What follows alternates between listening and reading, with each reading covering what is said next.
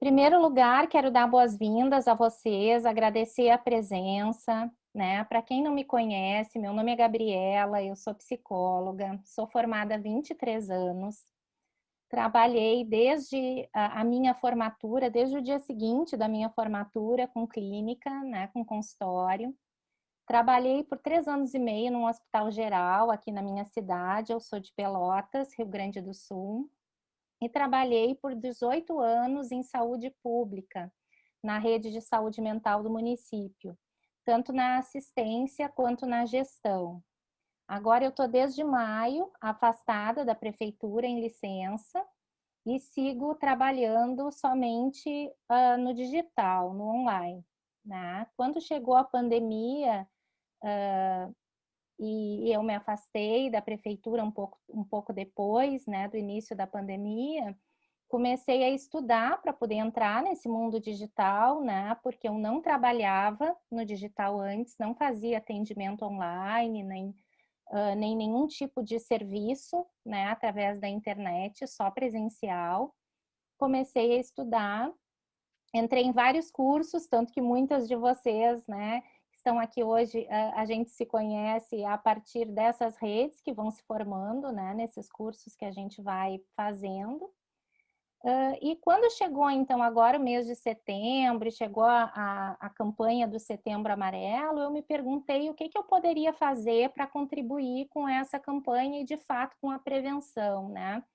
Porque eu poderia simplesmente postar, né? Mas entendi que, como eu tenho bastante experiência, já atendi bastante gente com ideação suicida, trabalhei muito tempo na linha de frente, com manejo de crise, com atendimento de crise, entendi que eu podia compartilhar um pouco dessa minha experiência através de uma atividade aberta, gratuita, online, né? Que seria mais útil que se eu simplesmente fizesse postagens genéricas, né, que não passariam o meu conhecimento de forma mais ampla. Então, essa é a razão pela qual eu decidi fazer o webinário, né, para tentar dividir um pouquinho, né, do pouco que eu sei e da experiência que eu tenho no manejo da crise suicida, né. Bom, como é que eu organizei a nossa apresentação hoje? A gente tem 2 horas separadas para conversar, é bastante tempo, né? Eu preparei bastante conteúdo, mas eu acredito que, que dá bem, assim, que é um tempo legal, que vai dar tempo da gente conversar, porque acho que é importante a gente poder discutir, vocês trazerem as questões de vocês e a experiência de vocês para a gente poder trocar também, né? Então, eu trouxe uma introdução com alguns dados, a influência da pandemia, no que a pandemia do coronavírus está influenciando nas questões de risco de suicídio, né? Algumas crenças errôneas a respeito do suicídio, fatores de risco, fatores de proteção e depois uma parte mais prática, né? Que é como avaliar o suicídio, como avaliar o risco leve, moderado e grave, e depois como manejar, como agir nas situações de risco leve, grave e moderado. Né? E depois, em linhas gerais, como a gente monta um trabalho de prevenção e os encaminhamentos. Né? Então, em resumo, é mais ou menos esse é o roteiro que eu preparei para a gente conversar hoje, né? Aí trouxe umas sugestões de leitura também, algumas coisas. Todo o material que eu vou apresentar, depois eu vou mandar para vocês em forma de PDF, tá? Então fiquem tranquilas em relação a copiar. Eu também estou gravando esse webinário e depois ele vai ser disponibilizado de alguma forma. E combinações gerais, né? Queria pedir que vocês, se possível, fizessem as questões ali pelo bate-papo, certo? E que a gente vai fazer, eu quero propor que a gente faça um intervalo, de repente daqui a 1 hora, mais ou menos, para poder esticar a perna, fazer um xixi rapidinho, né? Levantar um pouquinho e aí a gente retoma. Intervalinho rápido de 5, 10 minutos, né? Rapidinho mesmo, para a gente poder otimizar o tempo. Tá bem assim para vocês?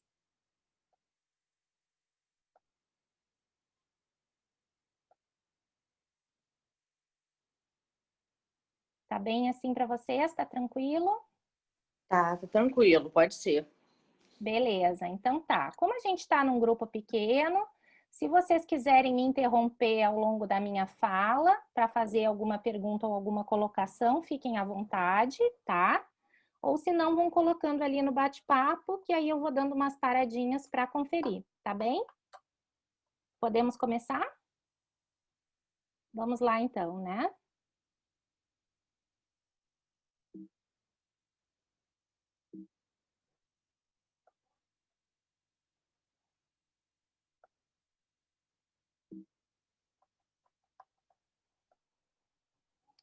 Bom, começando então, por que Setembro Amarelo? Imagino que vocês já saibam disso, mas achei bem interessante trazer essa história para a gente começar, porque na verdade, né, o suicídio ele é um tema muito associado a muitos mitos, a muitos tabus, a muita falta de informação e a muitas informações equivocadas, né? E o principal mito associado ao suicídio é o de que nós não devemos falar sobre isso, porque falar sobre isso incitaria as pessoas ou traria a ideia para as pessoas, né, de se machucarem ou de cometerem o suicídio.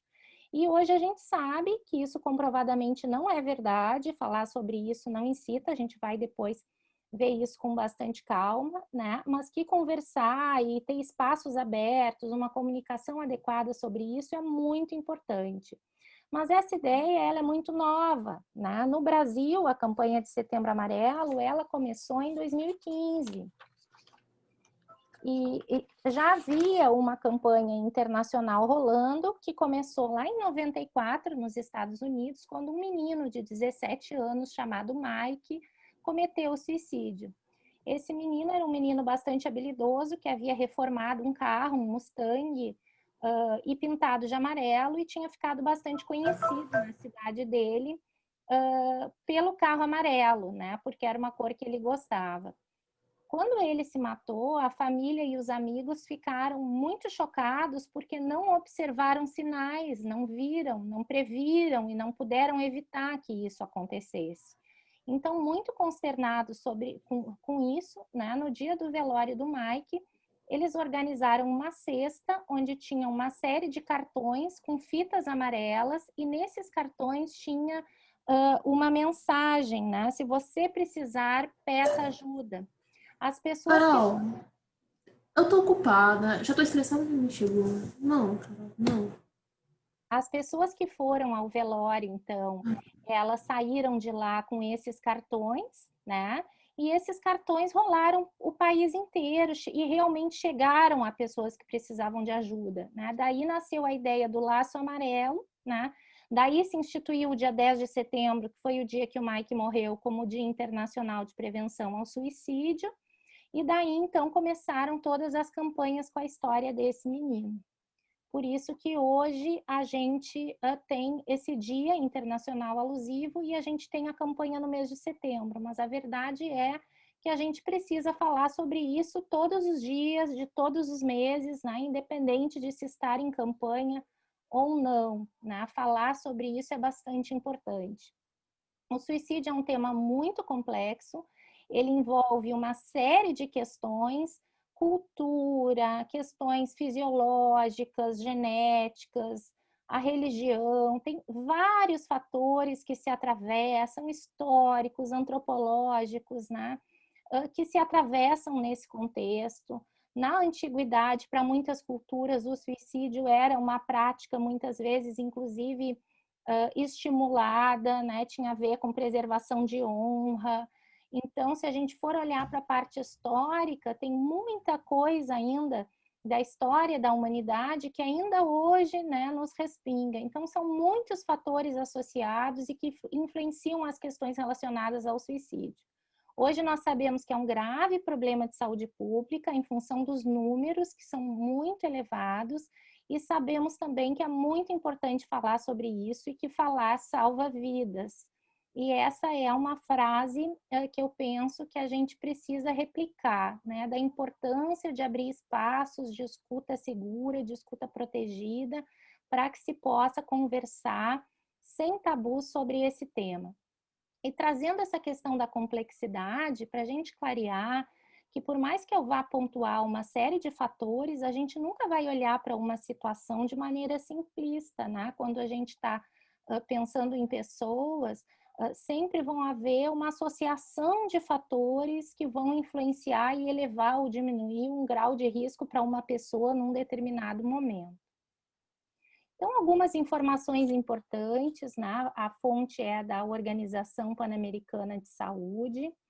Cerca de 800 mil pessoas morrem por suicídio todos os anos. Esse é um número gigante, né, gente? Eu não sei como é que isso soa para vocês, mas pensando que a grande maioria desses suicídios podem ser evitados, é um número muito grande, né? E aí a gente faz a reflexão, né? O que nós, né? Sobretudo nós, trabalhadores da saúde mental, profissionais da saúde mental, né, ou profissionais de educação, que temos contatos com adolescentes, como que nós podemos, né, agir para auxiliar nessa prevenção? Para cada suicídio, há muito mais pessoas que tentam o suicídio a cada ano. A tentativa prévia é o fator de risco mais importante para o suicídio na população geral. Eu não trouxe esse número, né? Mas se sabe que cada vez que um suicídio de fato acontece, que alguém consegue de fato se matar, né? Essa pessoa muito provavelmente já tenha tentado antes, tá? Então, esse é um fator de risco importante para a gente investigar lá na avaliação. A gente vai voltar sobre isso, para falar sobre isso, né? Também tem uma questão aqui importante, que ele é de notificação compulsória no nosso país, né, a violência autoprovocada, e ainda temos muita subnotificação, há muito pouca informação, tá? Então os nossos números no Brasil podem ser maiores em função dessa subnotificação. O suicídio é a segunda principal causa de morte entre jovens com idade entre 15 e 29 anos. E outro fato que é interessante, importante, é que a ideação suicida ela também é mais comum entre jovens. Então, talvez, inclusive pelo fator da impulsividade, né, este seja um fator bastante significativo aí para a gente pensar também na questão da prevenção.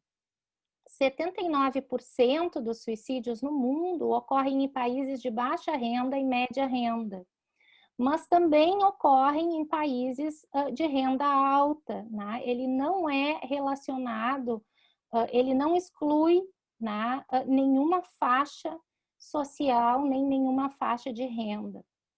Ingestão de pesticidas, enforcamentos e armas de fogo estão entre os métodos mais comuns de suicídio em nível global. Aqui a gente está falando de suicídios realmente consumados, tá? A cada 45 minutos, um brasileiro tira a própria vida. Esse número já deveria ser suficiente para estimular as pessoas a se mobilizarem pela prevenção dessas mortes precoces. Apesar dos avanços, os tabus, preconceitos e vergonhas ainda são adversários nessa luta. E eu botei essa figurinha aqui, quanto mais se fala, menos acontece, que é para reforçar essa ideia, né, do quanto é importante a gente ter essas informações e a gente poder pensar, eu enquanto pessoa, eu enquanto cidadã, eu enquanto profissional, como eu posso contribuir para essa prevenção no meu trabalho com as escolas, no meu trabalho na minha clínica, né, na minha vida em geral, como eu posso contribuir para essa prevenção. A cada ano, cerca de 800 mil pessoas tiram a própria vida e um número ainda maior de indivíduos tenta o suicídio. Cada suicídio é uma tragédia que afeta famílias, comunidades e países inteiros e tem efeitos duradouros sobre as pessoas deixadas para trás. O suicídio ocorre durante todo o curso da vida e foi a segunda principal causa de morte entre jovens de 15 a 29 anos em todo o mundo no ano de 2016. Então, esse é um dado também bastante significativo para a gente pensar, né? A segunda principal causa de morte entre jovens no mundo inteiro no ano de 2016. Então, isso quer dizer que é global, né? Que ele é um fenômeno que acontece no mundo inteiro. Ele não ocorre apenas em países de alta renda, ocorre em todas as regiões do mundo, conforme eu já falei, e 79% ocorre em países de baixa e média renda. Bom, e aí para a gente refletir um pouquinho, né? A gente vai conversar sobre os fatores de risco, mas e agora, né? Esse momento que a gente está vivendo da pandemia do coronavírus. O que a gente tem, né, na realidade, durante a pandemia? A gente tem uma diminuição, sobretudo num primeiro momento, né, de oferta de serviços de saúde mental, porque os serviços de saúde, sobretudo na rede pública, estão sobrecarregados pela demanda do atendimento ao vírus, né, com um número grande de afastamento de profissionais, com um número grande de profissionais também adoecidos, contaminados, né?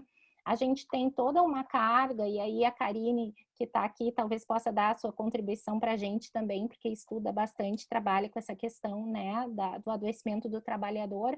A gente tem os profissionais da linha de frente, já existem estudos, né, sobretudo na China, com os profissionais da linha de frente, mostrando o incremento das crises de ansiedade, da ideação suicida, da depressão nos profissionais na linha de frente na pandemia, em função da sobrecarga e do estresse, né, relacionados a estar na linha de frente, né?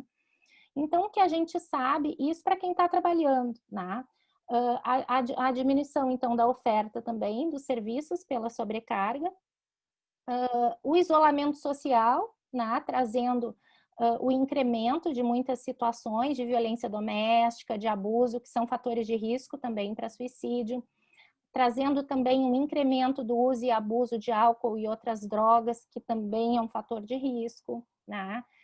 A dificuldade de acesso ao atendimento, muitas pessoas tiveram seus atendimentos interrompidos, muitas pessoas não têm condições de fazer atendimento online, né?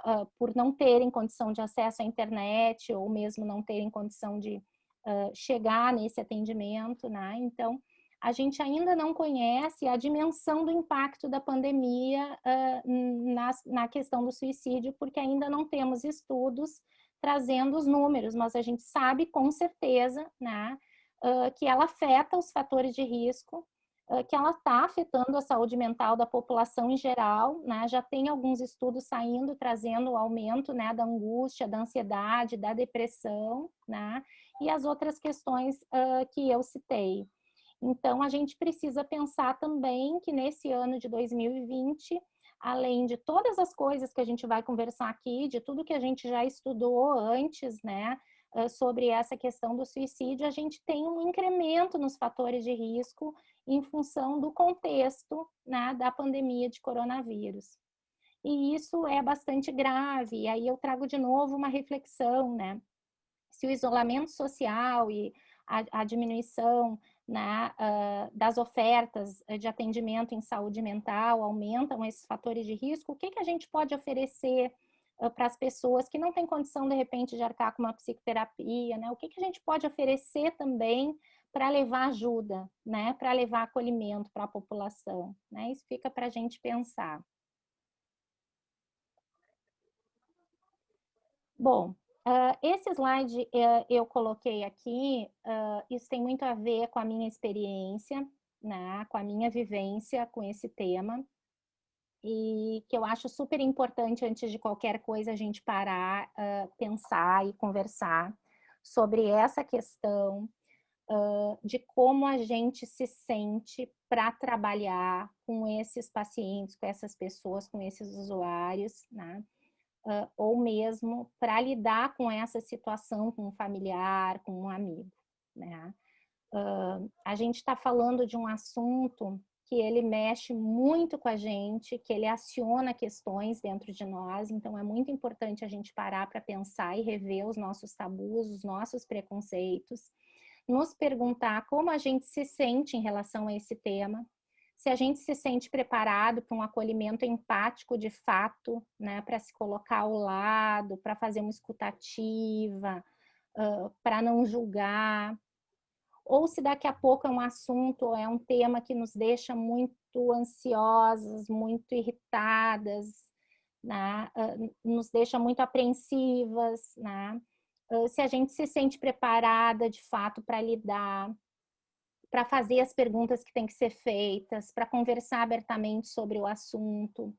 Então, é muito importante a gente parar para pensar sobre isso, porque eu entendo que é uma postura ética importante a gente poder fazer esse caminho de reflexão e de autoconhecimento e poder reconhecer os nossos limites, né? Porque tá tudo bem, tem situações, né, em que às vezes a gente, que elas mobilizam a gente de uma maneira que a gente não vai conseguir ajudar o outro, né? E a gente precisa saber reconhecer esses limites e precisa levar essa discussão para as nossas equipes, quando a gente trabalha em equipe também, né, para que a equipe esteja preparada para se apoiar, né?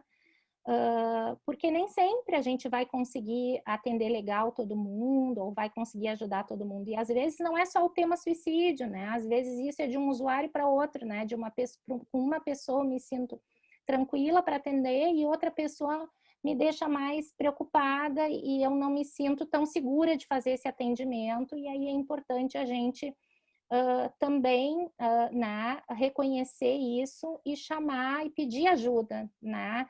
De um outro colega para intervir, para ajudar, para encaminhar, para auxiliar, né? Isso é bastante importante.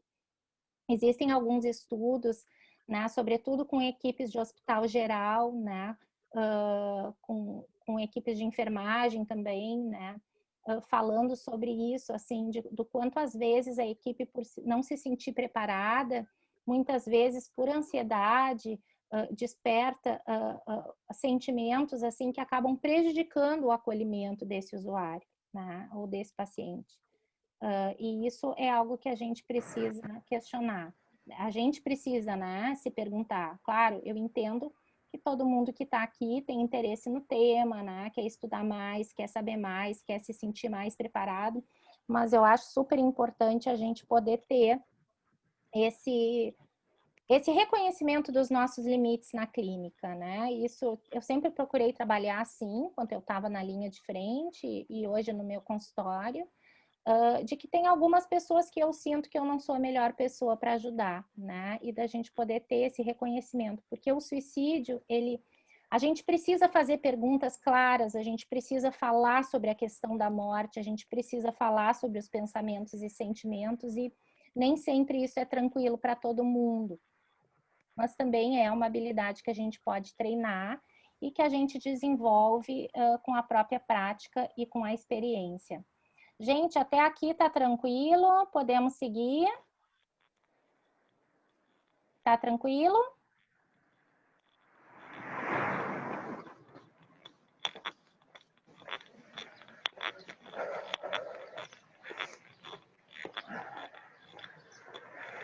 Tá tranquilo para todo mundo? Eu vou indo, tá? Deixa eu ver se alguém botou alguma coisa aqui. Tranquilo. Beleza, vou indo então. Bom, isso aqui é bastante importante, tá? Eu quero indicar para vocês, depois vai no material que eu vou mandar este livro, ó, vou mostrar ele aqui. Ele chama Crise Suicida, tá? Do Dr. Neuri José Botega. Ele é um livro bem legal, né? Sobre avaliação e manejo.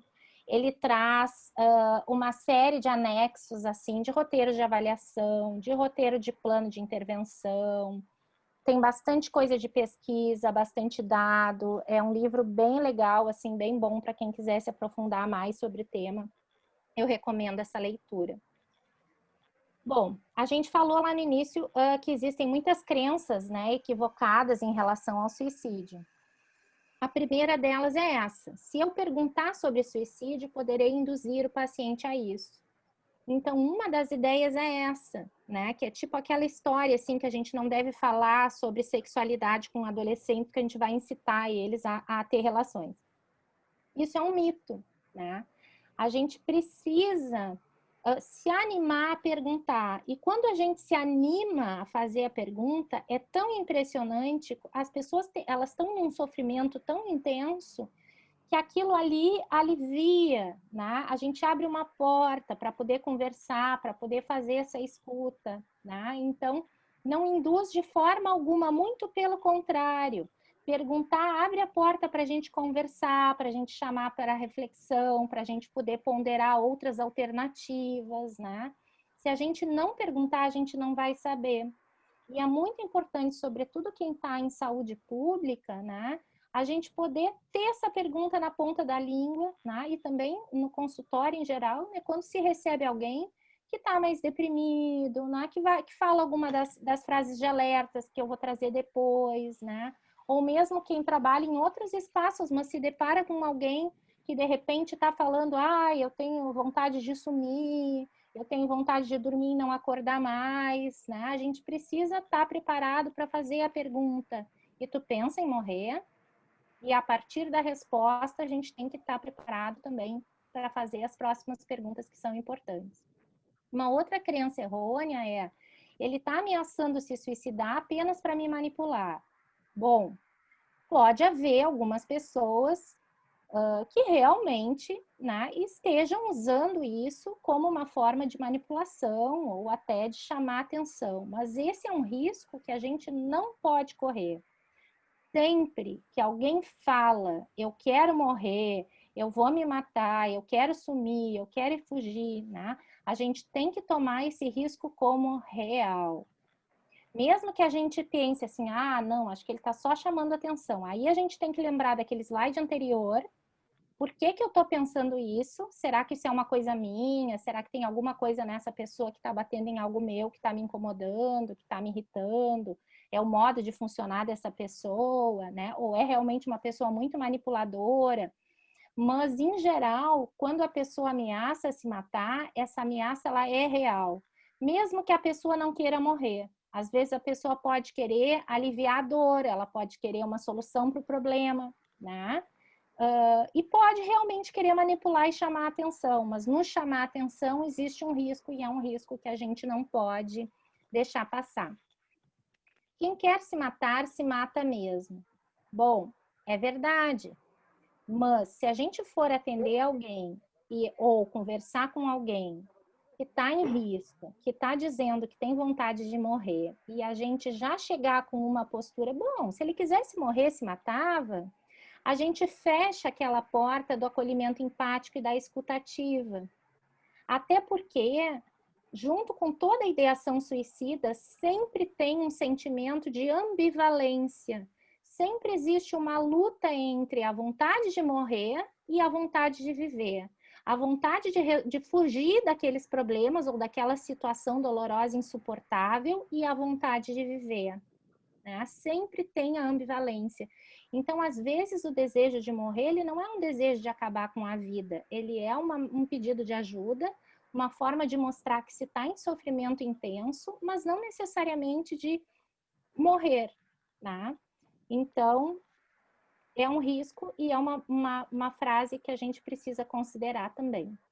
O suicídio só ocorre quando há uma doença mental. Bom, a maior parte dos suicídios, ela tem relação com uma doença mental prévia, é verdade, mas muitos não têm.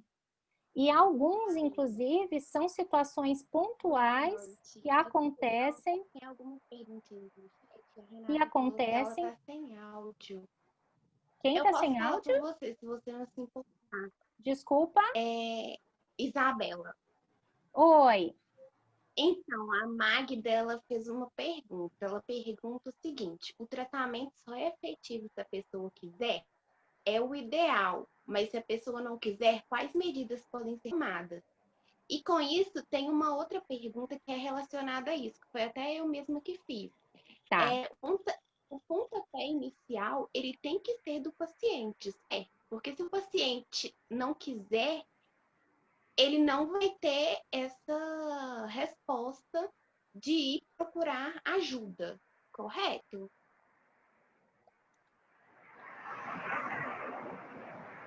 Eu vou me desfixar aqui para eu poder te ver, Isabela. Se tu quiser ligar teu vídeo, repete para mim a pergunta.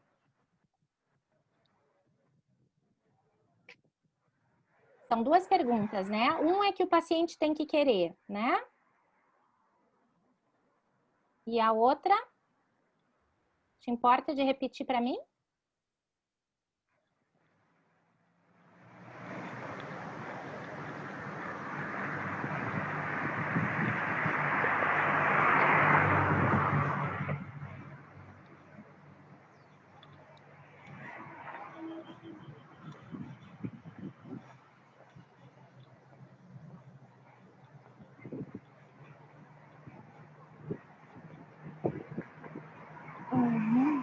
não estou conseguindo ouvir a Letícia, não sei se a Letícia quer falar.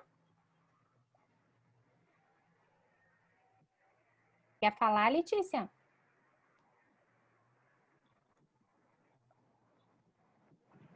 Bom, eu vou voltar aqui para tentar responder todas essas perguntas, tá?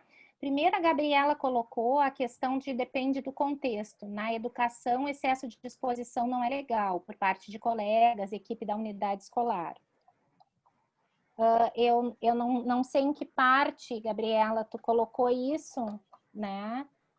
E claro, expor a pessoa que está em sofrimento não é legal, né? Até para a gente, se a gente identifica no contexto da educação e da escola, né, que tem alguém em risco, é importante a gente trazer essa pessoa para um ambiente protegido, né, para um ambiente de sigilo, para poder conversar e fazer os encaminhamentos. Mas a gente pode pensar no contexto da escola em campanhas, né, em um trabalho de prevenção mais amplo em que se possa discutir sobre o assunto de uma maneira que seja acessível e adequada à idade dos adolescentes, por exemplo, que a gente estiver falando, né? Isso pode ser uma coisa importante, tá? Isabela, a questão da pessoa querer o tratamento. Bom, a gente tem, quando tem risco de vida, a gente tem uma situação bastante delicada, né? Lá na avaliação a gente vai ver isso melhor, tá? Mas, por exemplo, muitas vezes essa ideação suicida, ela pode ser associada a um estado psicótico, a um estado delirante, por exemplo. E aí a gente entende que a pessoa não está conseguindo responder por si, e aí o tratamento pode ser compulsório. De qualquer forma, quando alguém está dizendo para a gente que tem vontade de morrer, né, e que a gente avalia que há um risco, depois a gente vai ver ali na avaliação os níveis de risco e quais as intervenções que a gente faz, tá? Mas a situação de proteção e de manejo, a gente pode fazer independente, vamos dizer assim, a gente tenta, né, trabalhar a motivação e conversar para que a pessoa aceite alguma ajuda no sentido de proteção, de construção de rede de apoio. Eu acredito que eu vou conseguir te responder melhor quando a gente chegar nessa parte ali da avaliação, tá? Existem diferenças, assim, né, de onde que a gente está identificando essa situação? É no consultório da gente? É num serviço de saúde pública? É na escola? É um conhecido? Entende? Para a gente poder também pensar o próximo passo do manejo. Eu vou ir seguindo aqui e aí tu me traz, se tu entender. Quando chegar lá no manejo, eu acredito que eu vou conseguir responder melhor vocês, tá? Bom, no lugar dele, eu também me mataria, né? Muitas vezes a gente se identifica com a situação da pessoa e acha e percebe que é uma situação tão grave, tão dolorida, tão ruim, toca em coisas da gente e a gente pensa, pode pensar, né, que talvez tenha uma justificativa. Aí a gente precisa lembrar de novo daquela questão de olhar para a gente, de rever as nossas questões, né? Para não fechar essa porta do acolhimento e poder ajudar a pessoa a pensar alternativas, porque sempre existem alternativas, sempre existem outras coisas para a gente buscar, sempre existe um outro lado da moeda. Quando a gente não consegue ver nem o paciente da gente, bom, aí a gente tem que buscar uma terceira pessoa para entrar nessa roda também para ajudar a pensar. Veja se da próxima vez você se mata mesmo. Essa frase pois é, ela falou que dar esse cargo pra gente foi de extrema responsabilidade, né? Então, foi isso que a gente estava discutindo ontem na própria supervisão. Ela falou que fez isso de propósito, que achou que não ia dar muito certo, mas que ela jogou assim pra gente, estagiários do NAP. Então, que isso deu bastante efeito na gente, que a gente sentiu como se fosse uma responsabilidade muito grande. Pra gente Então, como tirar você estava conversando sobre o que a Margarete colocou nos posts, né? Sobre as estagiárias do NAP, então ela sempre vai referir a gente como estagiárias do NAP. Acho que a pessoa...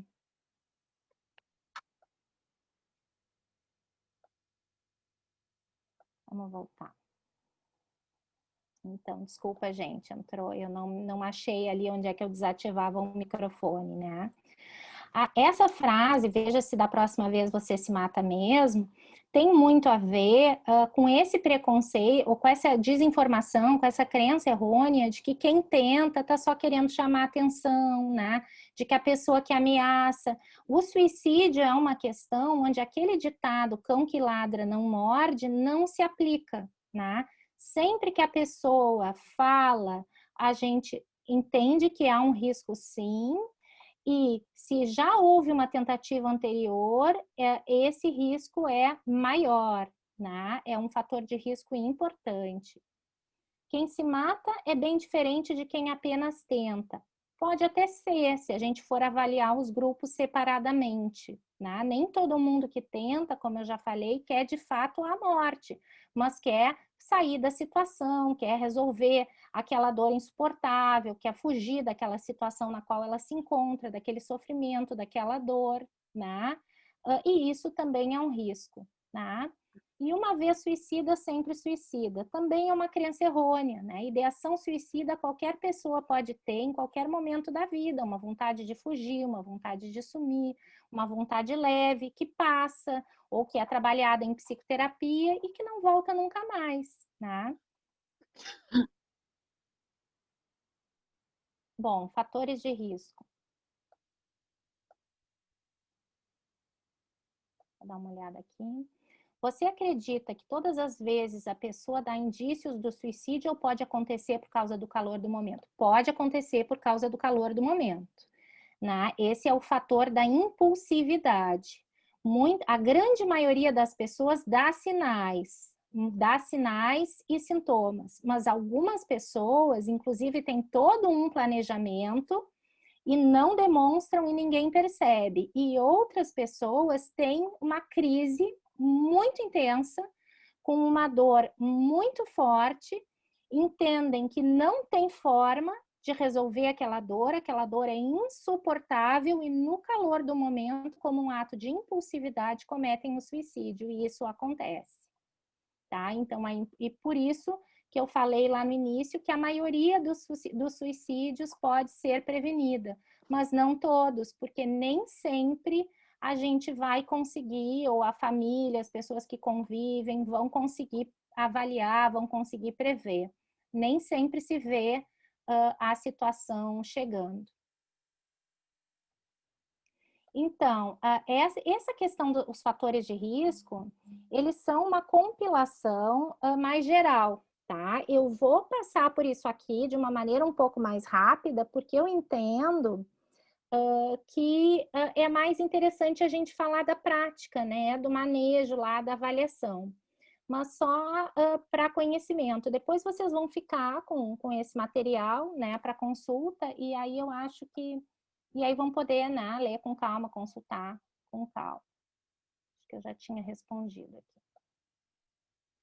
Bom, então em relação a fatores sociodemográficos, né, fatores de risco, tá? Sexo masculino, adultos jovens entre 19 e 49 e depois idosos, viúvos, divorciados e solteiros, entre os solteiros principalmente homens, homossexuais ou bissexuais, ateus, protestantes, tradicionais, católicos, judeus, grupos étnicos minoritários. Em relação a transtornos mentais, é aquilo que a gente falou antes também, esses fatores podem ser risco, mas a gente precisa avaliar o contexto como um todo, o momento, a situação da pessoa, né? A existência prévia, então, de depressão, transtorno bipolar, abuso, né, ou dependência de álcool e outras drogas, esquizofrenia, transtorno de personalidade, dentre os transtornos de personalidade, principalmente a borderline, a existência de uma outra morbidade psiquiátrica associada, a história familiar de doença mental, falta de tratamento ativo continuado em saúde mental, então é aquela pessoa que tem uma depressão não tratada, ou que, por exemplo, buscou tratamento em vários momentos da vida, mas nunca aderiu, né? Outro fator de risco, ideação ou plano suicida, tentativa de suicídio pregresso e histórico familiar de suicídio. Gente, tem famílias que parece assim ser herdada como quase como uma missão, assim, né? Que o avô se matou, o pai se matou, o filho se matou, né? Então é risco, de repente isso é uma crença familiar de resolução de problemas, de manutenção da honra, de preservação de Maíra, algumas situações, qual né? que é Então deve ser avaliado o como risco. benefício da yoga nesse Entre os sentido? fatores psicossociais, abuso físico ou sexual, perda ou separação de pais na infância, instabilidade familiar, ausência de apoio social, isolamento social, e aí aqui a gente pensa na pandemia, perda afetiva recente ou outro acontecimento estressante, datas importantes, reações de aniversário, então aniversário da morte de alguém, né, aniversário de alguma situação, por exemplo, uma pessoa que se separou e não aceita essa separação, não supera, e aí na data de aniversário, que seria o casamento, por exemplo, né, a gente avalia como risco. Desemprego, aposentadoria, desesperança, desamparo, ansiedade intensa, vergonha, humilhação, baixa autoestima, que ficou repetida a desesperança. Traços de personalidade, como a impulsividade, agressividade, a labilidade de humor, perfeccionismo, a rigidez cognitiva, isso aqui é bem importante, assim, aquela pessoa que tem um pensamento estreito, que não tem muita flexibilidade de pensamento, porque essa pessoa vai ter dificuldade de pensar em saídas e soluções, não é uma pessoa criativa, não é uma pessoa flexível. Então, ela se vê diante de uma situação difícil, ela tem um sofrimento muito intenso e ela só Ok. consegue pensar em se matar para Porque sair eu já tinha ouvido falar sobre essas depressão. outras Ela não estratégias consegue flexibilizar, né? percebido Pouca sobre a flexibilidade yoga, para enfrentar as mas ficou bem adversidades. claro o que você falou. E faz super sentido. E entre outros fatores, né, acesso a meios letais, né, que a gente precisa avaliar se a pessoa de repente tem arma na casa, tem acesso a venenos, a pesticidas, a medicações, doenças físicas Então vale incapacitantes ou estigmatizantes ou dolorosas ou terminais, estados confusionais orgânicos, falta de adesão ao tratamento, agravamento ou recorrência de doenças pré-existentes e uma relação terapêutica frágil ou instável. Daqui a pouco é uma pessoa que até busca tratamento, mas não firma um vínculo, não tem uma boa adesão, vai uma consulta, falta duas, né? Esse vai ser um fator de risco. Em relação aos fatores de proteção,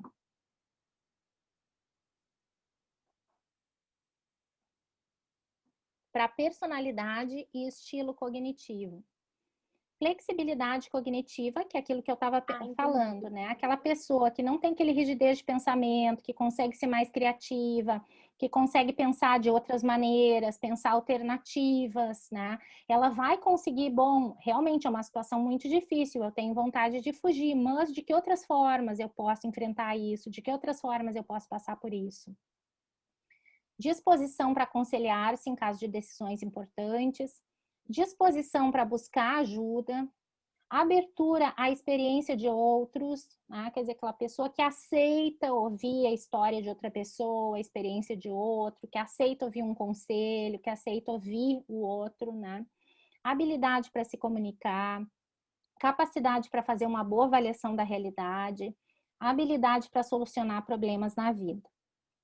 Em relação à estrutura familiar, bom relacionamento interpessoal, senso de responsabilidade em relação à família, crianças pequenas na casa, pais atenciosos e consistentes, apoio em situações de necessidade. Fatores socioculturais. Integração e bons relacionamentos em grupos sociais, com colegas, com amigos, em vizinhos.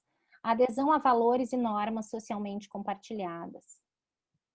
Fatores socioculturais. Tem uma prática religiosa, tem outras práticas coletivas, de repente, um esporte, participa de algum grupo cultural.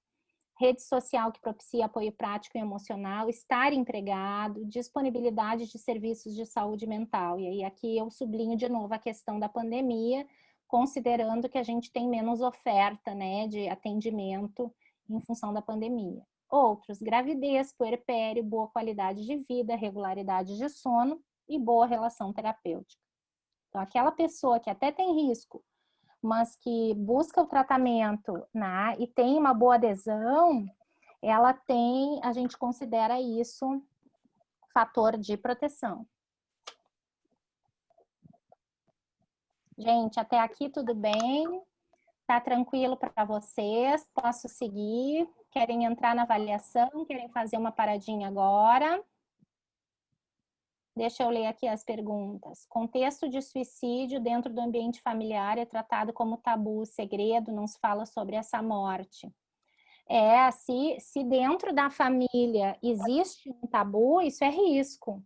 Até porque, para a gente pensar em intervenção, a gente vai ter que associar outras pessoas a essa rede de apoio, e se for um risco grave, vai ter que se avaliar a indicação, inclusive, de uma internação quando não se tem apoio da família, né?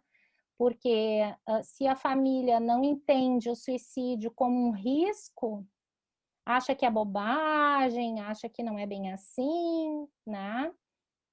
Não se fala, alguém se matou, mas ninguém fala sobre isso, é um segredo, não se pode falar sobre isso complica um pouco realmente as coisas. Muitas vezes, a ideia de buscar um psicólogo ou psiquiatra também é um tabu. Muitas vezes, é verdade, Maria, realmente, muitas vezes as pessoas também acham, ainda existe, né? A gente está, acho que na maioria entre psicólogos aqui, ainda existe, né, muito preconceito em relação à saúde mental, a cuidar da sua saúde mental, né? As pessoas acham que psicólogo é só para louco, psiquiatra é só para louco, e isso é muito falta de informação, né? Daí a importância do nosso trabalho, inclusive nas redes sociais e na internet, com psicoeducação, né? Explicando para as pessoas a importância da gente se conhecer, da gente entender sobre as nossas emoções, sobre os nossos sentimentos, né? Colocando essas questões de que o tratamento não é só para quem está, de repente, psicótico, né? Que é bom para todo mundo, né? Eu vejo aí, nessa desinformação, uma brecha para a gente atuar, inclusive, né? Para a gente poder refletir. Políticas de cuidado em saúde do trabalhador podem ser um fator de proteção para o funcionário colaborador dentro da instituição, com certeza, né? Com certeza. Porque se a empresa está preocupada com isso, está promovendo questões de qualidade de vida e está promovendo um engajamento do grupo, a gente viu ali, né? Que essa interação do grupo, ela vai ser entendida como um fator de proteção. E isso é bem importante. Então, estimular quem trabalha em empresa, estimular esse tipo de programa com os colaboradores é bastante potente. Vocês querem fazer um intervalo ou podemos ir seguindo e entrar na avaliação, gente? Eu falo muito, falo um pouco rápido. Queria que vocês me dessem um sinal se a gente segue para avaliação, se a gente dá uma respirada. Para mim, eu posso seguir.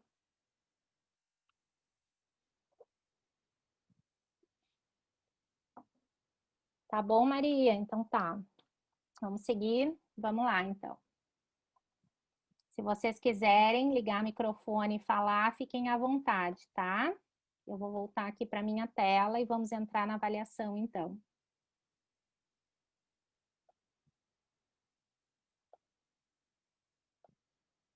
Primeiro, retomando o conceito da ideação suicida, né? A ideação suicida é aquele pensamento, aquela ideia de morrer, de sumir, de desaparecer. Pode ser uma coisa passageira, leve, que até a gente já pode ter sentido na vida em algum momento, de tristeza ou de desesperança. E para algumas pessoas, ela pode ser mais persistente, mais intensa. E pode também estar associada a estados de delírio, né? Pode estar associada à psicose. E aí é bem mais grave, porque aí a gente tem uma quebra, né, de percepção da realidade e a gente tem um risco aumentado. Como abordar, então? O que é importante no momento da avaliação? Manter uma postura acolhedora, empática e respeitosa. Então, a gente Ai, retoma pra lá mim foi incrível. É a Isabela aquele, aqui de novo. aquele primeiro Você tirou todas slide. as dúvidas que eu tinha.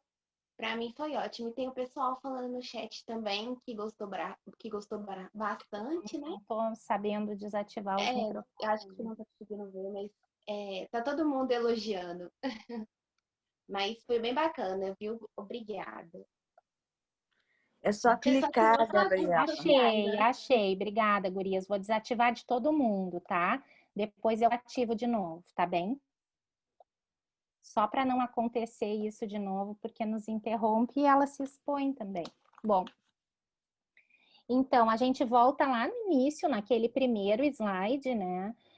Um dos primeiros que eu falei da questão da gente ver como a gente se sente para atender essa pessoa, né?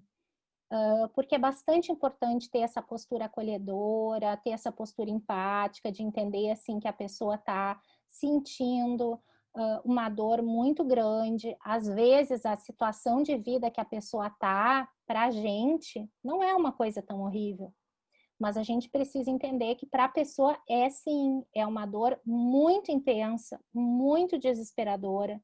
Ela tem muita dificuldade de ver alternativas de lidar com aquilo ali, ou às vezes não se sente capaz de lidar com aquilo ali, não sente que tem fortaleza, que não tem estrutura interna para lidar com aquilo ali, sente às vezes vergonha, sente culpa por estar pensando essas coisas, sente medo, né, de falar sobre isso. Então, essa postura é bem importante. Uma escuta ativa, no sentido de que é uma escuta participativa, que dá feedback, que faz perguntas, não é ficar só olhando para a pessoa, né, e esperando ela trazer os assuntos. Usar uma abordagem clara, sem rodeios, falar sobre isso. Eu, em todas as minhas intervenções, eu atendi muita gente nesses anos todos, de prefeitura. Na minha época de hospital, eu não me lembro de ter atendido ninguém com ideação suicida, nem mesmo os pacientes da oncologia, né? Não via muito isso lá. No consultório já atendi, mas atendi muito, né, no CAPS.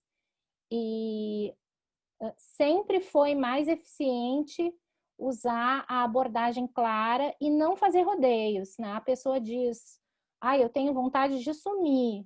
A gente pergunta, e tu já pensou em morrer?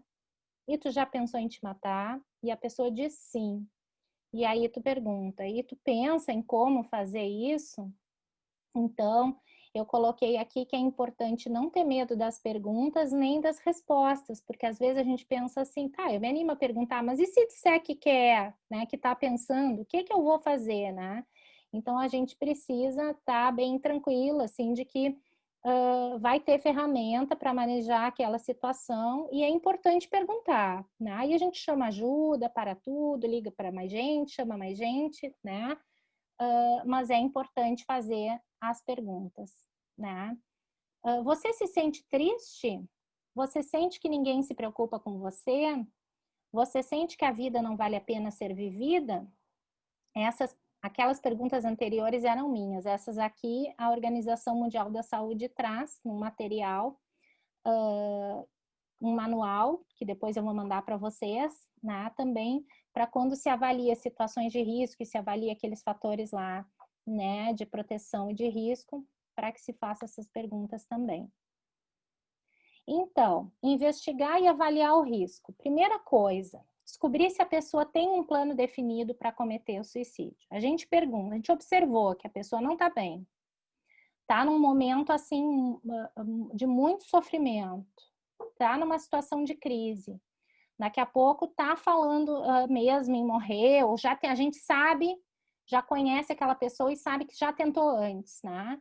E aí a gente pergunta, tá pensando em morrer? A pessoa diz que sim. Então, o próximo passo é investigar se existe um planejamento. Você fez algum plano para acabar com sua vida? Você tem uma ideia de como você vai fazer isso? Então, isso é importante, porque aqui a gente vai definir grau de risco.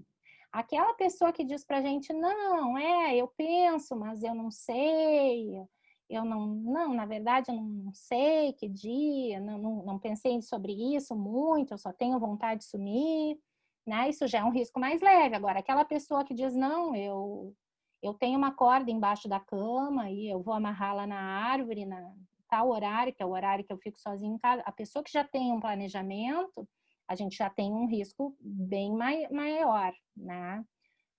Ou então aquela pessoa que diz assim, não, eu de vez em quando eu penso em me atirar na frente de um carro. Tá, mas é toda hora? Não, é de vez em quando, assim, me vem essa ideia na cabeça. Aí a gente tem aí um nível de risco diferente.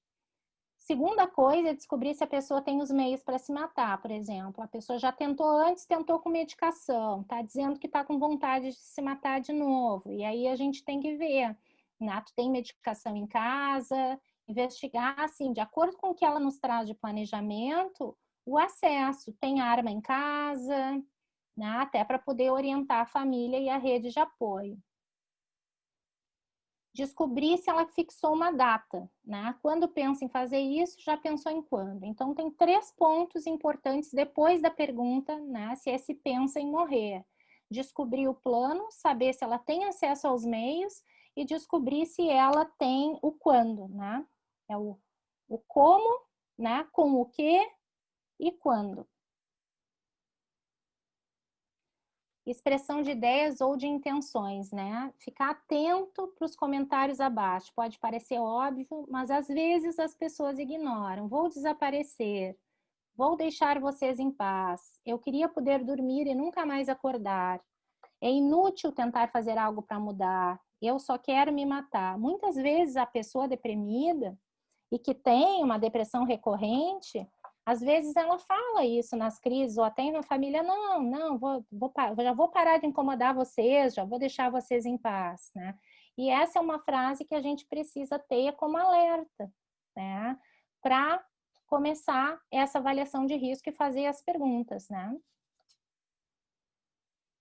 Isso aqui é um post do Ministério da Saúde, mas que eu coloquei aqui porque eu achei importante lembrar e ressaltar, né, como frases de alerta. Eu preferi estar morto, eu não posso fazer nada, eu não aguento mais, eu sou um perdedor e um peso para os outros vão ser mais felizes sem mim. São frases de alerta para a gente poder ter essa conversa. Bom, e o que a gente considera um risco baixo? Um risco baixo é aquela pessoa que não tentou suicídio antes, que ela tem ideação, né? Que ela tem ideias, mas são ideias passageiras e ela se sente perturbada por aquelas ideias.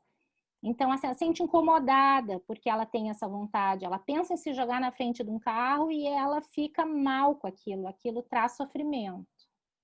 Ela não tem um plano específico. Se ela tem um transtorno mental, ele está controlado, está em tratamento, né? Tem uma adesão ao tratamento, se faz tratamento, tem vida e tem apoio social. Cristiane, vou precisar sair, tenho atendimento às 19, que pena. Tranquilo, Cris, depois eu te passo a gravação. E a Maria, também, há também vezes que a pessoa tenta até ajudar quem está sofrendo, mas por não saber lidar, acaba piorando a situação. Tenta ir na igreja, buscar Deus, o fulano também sofre disso e está seguindo mesmo assim. Você está exagerando. Além de orientar as pessoas sobre o suicídio, acho que é importante também ensinar sobre como conversar com alguém de risco. Exatamente, Maria, eu concordo contigo. A gente precisa ensinar a conversar, né? E é isso, assim, né? Quando a gente não é um profissional de saúde treinado, a gente pode fazer uma intervenção breve, que é essa intervenção inicial de escutar, né? De até fazer essas 2 perguntas, né? Se pensa em se matar e se pensa no como, né? Para a pessoa poder saber, né? O que faz com isso. E a partir daí, ensinar, assim, como responder, onde buscar ajuda, como lidar. Eu tenho um slide depois só sobre isso. Eu tive a oportunidade, ano passado, de fazer um treinamento para pastores de igreja. Foi uma experiência muito interessante, porque eles pediram o tema, né? Era um grupo grande de pastores, e eles tinham muitos casos de pessoas com ideação suicida, e inclusive eles tinham casos de suicídios acontecidos, né, nas suas comunidades. e muito preocupados em como poder ajudar. E a gente conversou exatamente sobre isso, assim, como eles poderiam fazer, né, dentro das suas igrejas, para poder ajudar, para saber encaminhar, para poder orientar essas famílias, né? Então, a primeira coisa é desmistificar, né? É tirar esses mitos, né? É não ter medo de conversar sobre isso, é proporcionar essa escuta empática e é poder tratar, tentar tratar sem preconceitos e sem esses estigmas que muitas vezes vão piorar a situação em vez de ajudar, como a Maria colocou, né? O risco médio, então. No risco médio, a pessoa já tentou antes, tá? Ela já tem uma história prévia, pode ter, né? Tido. Ela pode ter depressão ou transtorno bipolar, ela tem uma ideação mais persistente, não é aquela ideia que dá e passa, é uma coisa mais, vamos dizer assim, mais grudada na cabeça dela, que se repete mais, que volta mais vezes, né? Às vezes já não fica tão incomodada quanto no risco baixo, às vezes ela até pensa assim, às vezes eu acho que essa é a minha solução, né? Mas não tem um plano, não tem características impulsivas, não faz uso de álcool ou outras drogas e possui um suporte, um apoio social. Aí a gente tem um risco médio, porque a gente tem um histórico, tem um transtorno e tem a ideia, mas não tem o plano, tem tratamento e tem suporte. Se a gente tivesse aqui o álcool ou outra droga associado, a gente aumentaria o risco. Por quê? Porque a intoxicação por álcool ou outras drogas, ela vai trazer a dificuldade de controle de impulso. E aí, pela dificuldade de controle de impulso, a gente aumenta o risco. E também pode trazer outras situações, né, delirantes e tal. E o risco alto é aquela pessoa que já tentou o suicídio antes, que apresenta depressão grave com sintomas psicóticos. Claro, né, gente, as pessoas não vão ter todas essas questões, né? Mas aqui a gente está dando exemplo de tudo que pode ter no risco alto, né? Faz uso de álcool e outras drogas, por exemplo, isso vai aumentar o risco.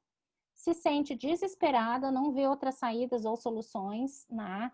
Essa é, vamos dizer assim, a raiz da crise, né? A base da crise, aquela pessoa que sente que tem uma dor tão insuportável que ela não sente que ela consiga dar conta daquilo. A dor emocional é intolerável. Tem um plano definido e detalhado e tem acesso aos meios para executar e já está se organizando. Às vezes a gente vai conversar com a pessoa e ela já se organizou, ela já tem a corda separada, ela tem a arma, ou ela está juntando comprimidos de alguma coisa, né? Ela tem toda uma... já tomou atitudes, né? Isso, quando a gente avalia uma situação de risco alto, né? Qualquer uma dessas coisas aqui, né? Uma, duas somadas, já tentou suicídio antes, está bebendo demais? Bom, temos um risco alto.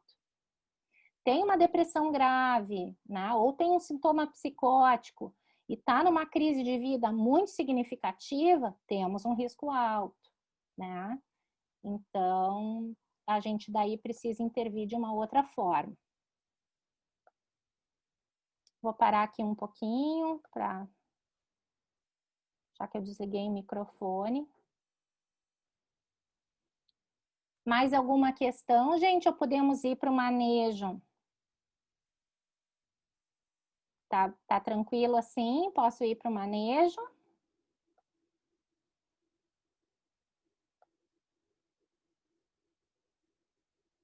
Tá bem, vamos lá então.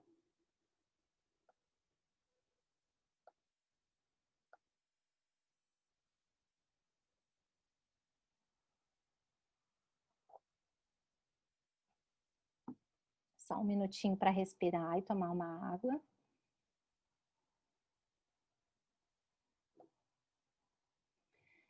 Então, aqui as orientações gerais, tá? Esse é o slide que eu falei antes que serve, né? Inclusive geral, assim, para a gente orientar as pessoas, né?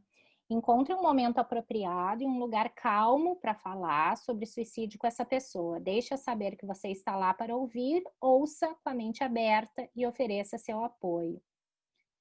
incentive a pessoa a procurar ajuda de profissionais de serviços de saúde mental, de emergência ou apoio em algum serviço público.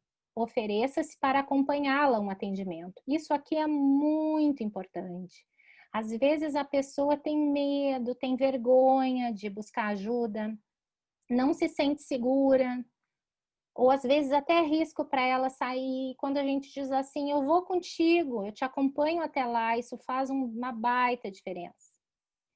Se você acha que essa pessoa está em perigo imediato, não a deixe sozinha. Procure ajuda de profissionais de serviços de saúde, de emergência, e entre em contato com alguém de confiança indicado pela própria pessoa. Aí aqui é importante a gente pensar, eu vou falar mais adiante, mas vou falar aqui também, que nem sempre a rede de apoio vai ser a própria família. Tem situações em que há um adoecimento familiar e que a família é risco, né? Então a gente sempre tem que avaliar com a pessoa, quando é uma pessoa que a gente conhece bem, a gente já vai saber, por exemplo, que chamar a mãe, que chamar a irmã é pior, né? Vai piorar a situação, que a gente vai avisar, claro, mas a gente vai chamar para o apoio, de repente, a madrinha, a tia, né? A gente vai avaliar quem é aquela pessoa mais indicada, né? Naquele momento, mas a gente vai, claro, avisar os responsáveis sempre, né? Mas que a gente não tenha como regra sempre assim que é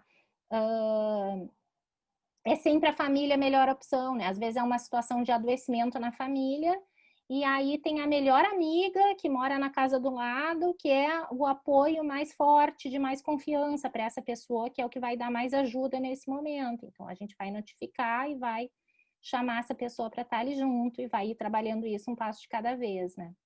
Se a pessoa com quem você está preocupado vive com você, assegure-se de que ele não tem acesso a meios para provocar a própria morte, por exemplo, né? Tirar, né, venenos, pesticidas, remédios, armas de fogo da casa, guardar ou tirar as facas da casa, né?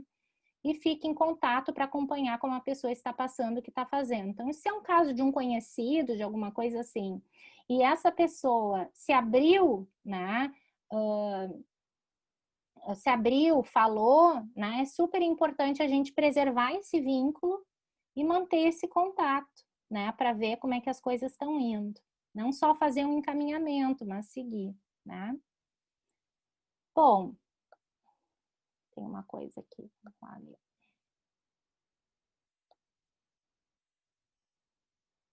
Tá. Vamos indo então. No risco baixo, bom, avaliamos lá uma pessoa naquela situação que a gente viu que ela tem ideação suicida, mas ela não tem tentativa prévia, e a gente avalia que é um risco baixo. Risco há, mas ele é baixo. O que a gente faz? O que a gente deve fazer?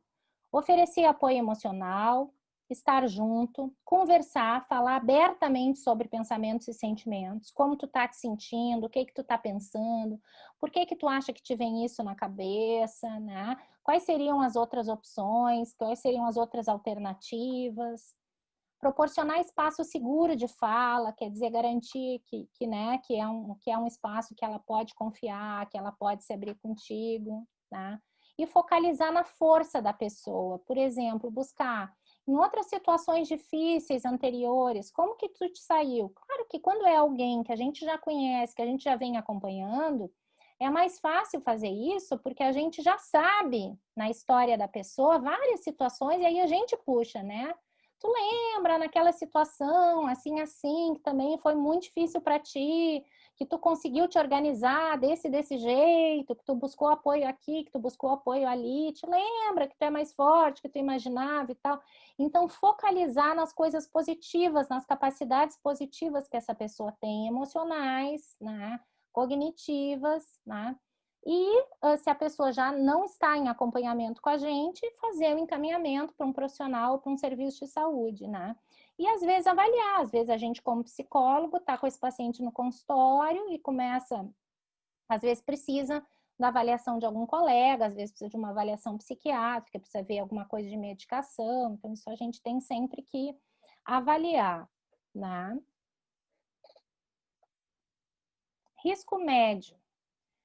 Tudo de novo, né? Aquele básico do oferecer apoio emocional, estar junto, conversar, falar abertamente sobre pensamentos e sentimentos, proporcionar espaço seguro de fala, focalizar na força da pessoa, em outras situações difíceis anteriores, como saiu delas, pensar junto alternativas e soluções para o problema ou para a situação, né? Às vezes é uma situação de vida, né? Às vezes é um homem que tem uma perspectiva muito machista, de que ele é o provedor, de que ele precisa botar o dinheiro dentro de casa e ele perde o emprego e ele não tem dinheiro guardado e ele não sabe como ele vai fazer para pagar as contas e ele se sente ferido na sua honra, na sua capacidade masculina e ele entra em risco de suicídio. E aí a gente precisa trabalhar junto, pensar junto. Vamos ver o que dá para fazer dinheiro, tem alguma coisa para vender, quais são as suas habilidades, onde que nós... Né? Pensar alternativas juntos para resolver a situação. Tem alguém que possa ajudar, possa apoiar nesse momento, né? Avaliar a situação de realidade, olhar para o problema de frente, né? Trabalhar essas questões. Trabalhar a ambivalência, né? Lembrando que a gente sempre vai ter a ambivalência presente na ideação suicida, naquele conflito entre querer viver e querer morrer, querer fugir da situação ou do problema, né, e querer viver, né? Então a gente precisa botar na balança as coisas positivas, negativas, trabalhar isso, ver, olha, da tua força, da tua vontade de viver, das tuas coisas positivas, e fazer um contrato. Isso aqui é bem interessante, né? Pode ser, inclusive, por escrito. Alguns autores sugerem um contrato por escrito que o profissional assina e o usuário assina. E quando é um menor de idade, assina o adolescente, assina a mãe, assina o pai, assina o profissional, que é uma promessa de não suicídio. Então, é um contrato por escrito, com todo um plano de ação, com uma série de combinações, né? De combinações, né? Olha, nós vamos conversar todos os dias, segunda, quarta e sexta tu vem aqui, na terça e na quinta eu vou te ligar a tal horário, a mãe e o pai vão organizar a casa assim, assim, assim, tu vai ficar sob vigilância, não sei o quê, tudo que for combinado, né? Ali, e essa pessoa se comprometendo que vai se esforçar, né? Para aderir a este projeto de vida, né? E se faz então um contrato que seria essa promessa de não suicídio. Acionar profissional ou serviço de saúde, né? Quando é, por exemplo, se a gente está na atenção básica, né? Essa é uma situação que se pode acionar um ambulatório, né? Ou um CAPS, dependendo da rede que tem no município, né? Quando é no consultório privado, né? Muitas vezes a gente vai precisar também avaliar a questão da necessidade de algum apoio de medicação, quando há, sobretudo quando há alguma questão, algum transtorno depressivo, alguma coisa que talvez possa precisar de um apoio de medicação, né?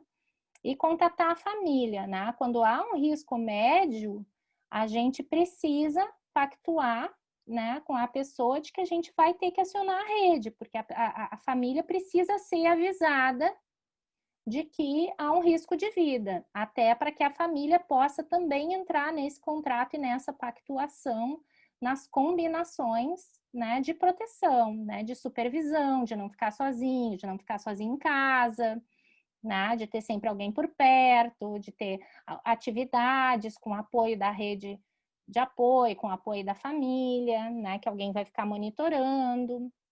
Tudo isso é bem importante.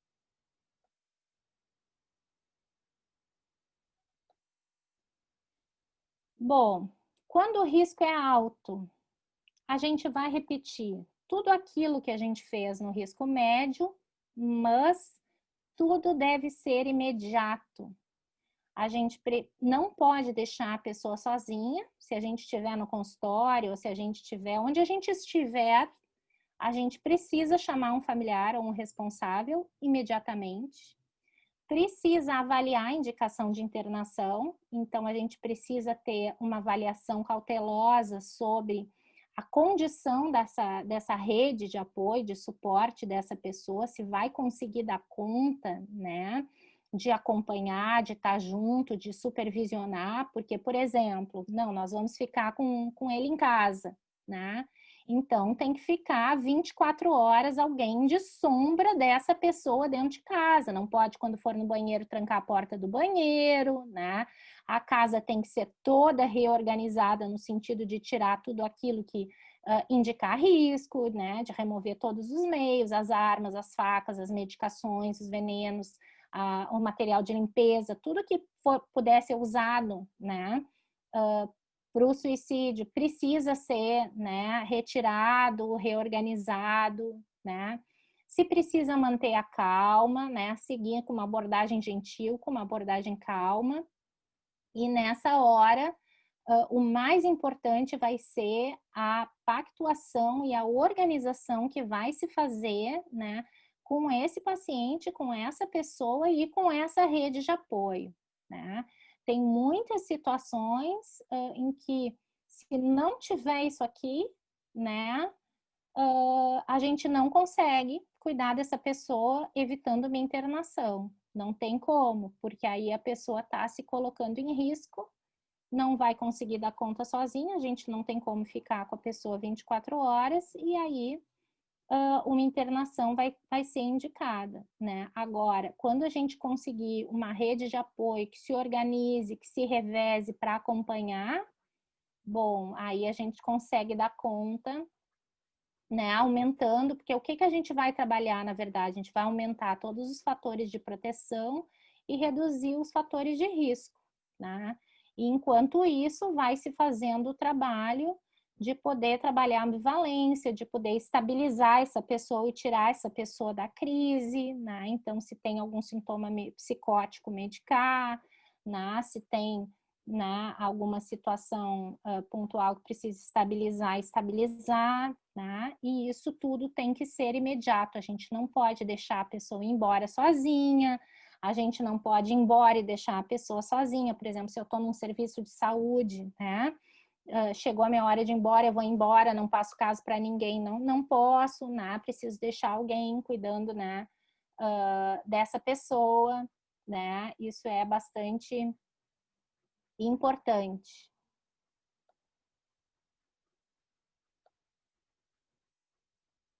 E aí aqui eu coloquei que tão importante quanto uma boa avaliação e manejo é o acompanhamento da situação, mesmo após encaminhar, né? Quando a situação não fica com a gente, por exemplo, quando a gente acolheu, avaliou e encaminhou para um outro local, a gente sempre precisa pensar e considerar que se aquela pessoa, né, se sentiu à vontade para se abrir e falar de coisas tão profundas, tão graves, tão sérias, tão caras para elas com a gente, né? Da gente tentar preservar esse vínculo e da gente se dar conta que a gente está sendo também rede de apoio, que esse contato, esse acompanhamento pode ser por telefone também, não precisa ser presencial, né? Mas se fazer presente, né? Para essa pessoa é bastante importante. Eu vou... Onde foi que eu fechei os microfones para eu ativar o som?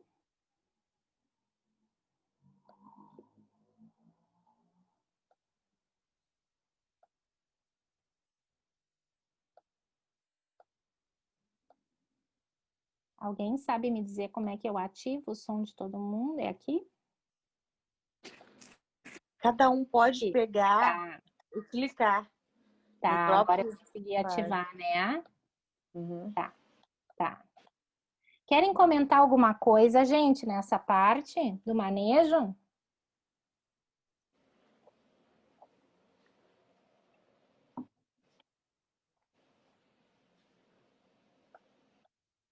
Pela minha experiência em acolhimento, né, porque eu sou também da Prefeitura de Campos, uma das coisas que eu vivenciei e que foi muito banalizado era uma adolescente que ela tinha uma história de ter sido adotada e devolvida.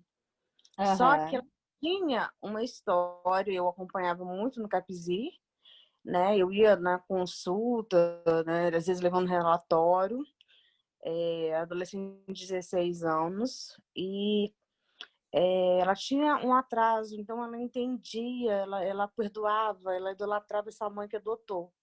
Então ela foi a primeira, abandonada pela primeira mãe, que ela nem chegou a conhecer.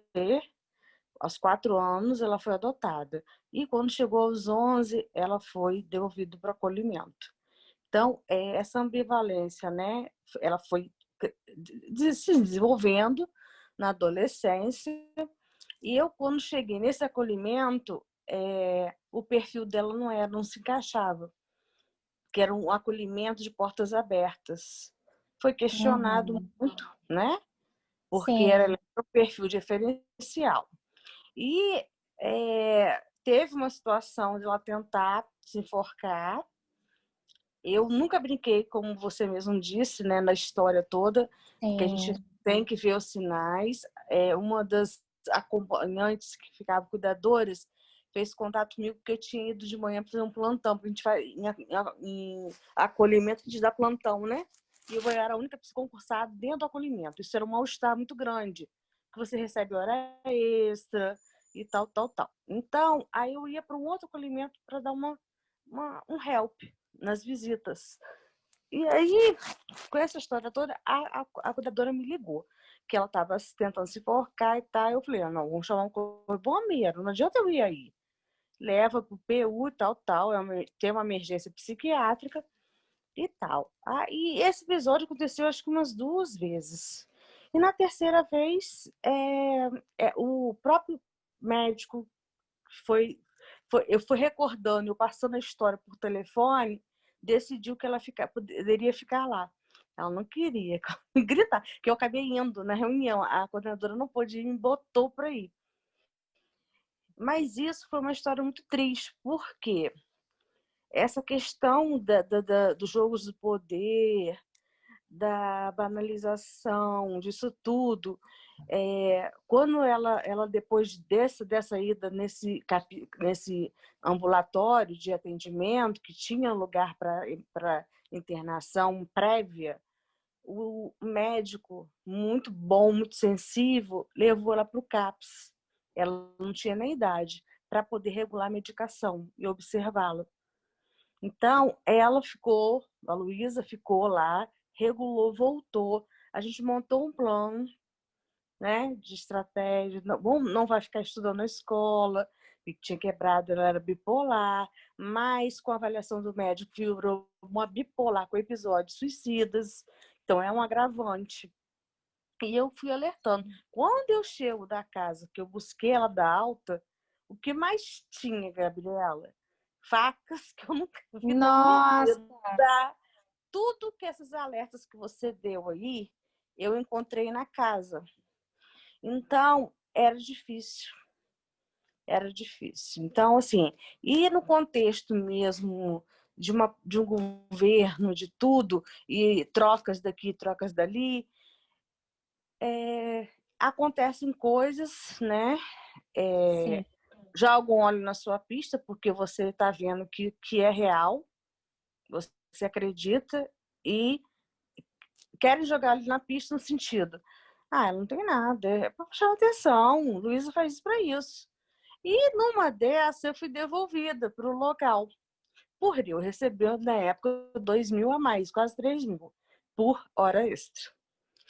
E isso foi em janeiro. Fevereiro, ela estava com saudade de mim, me mandou mensagem, veio para minha casa.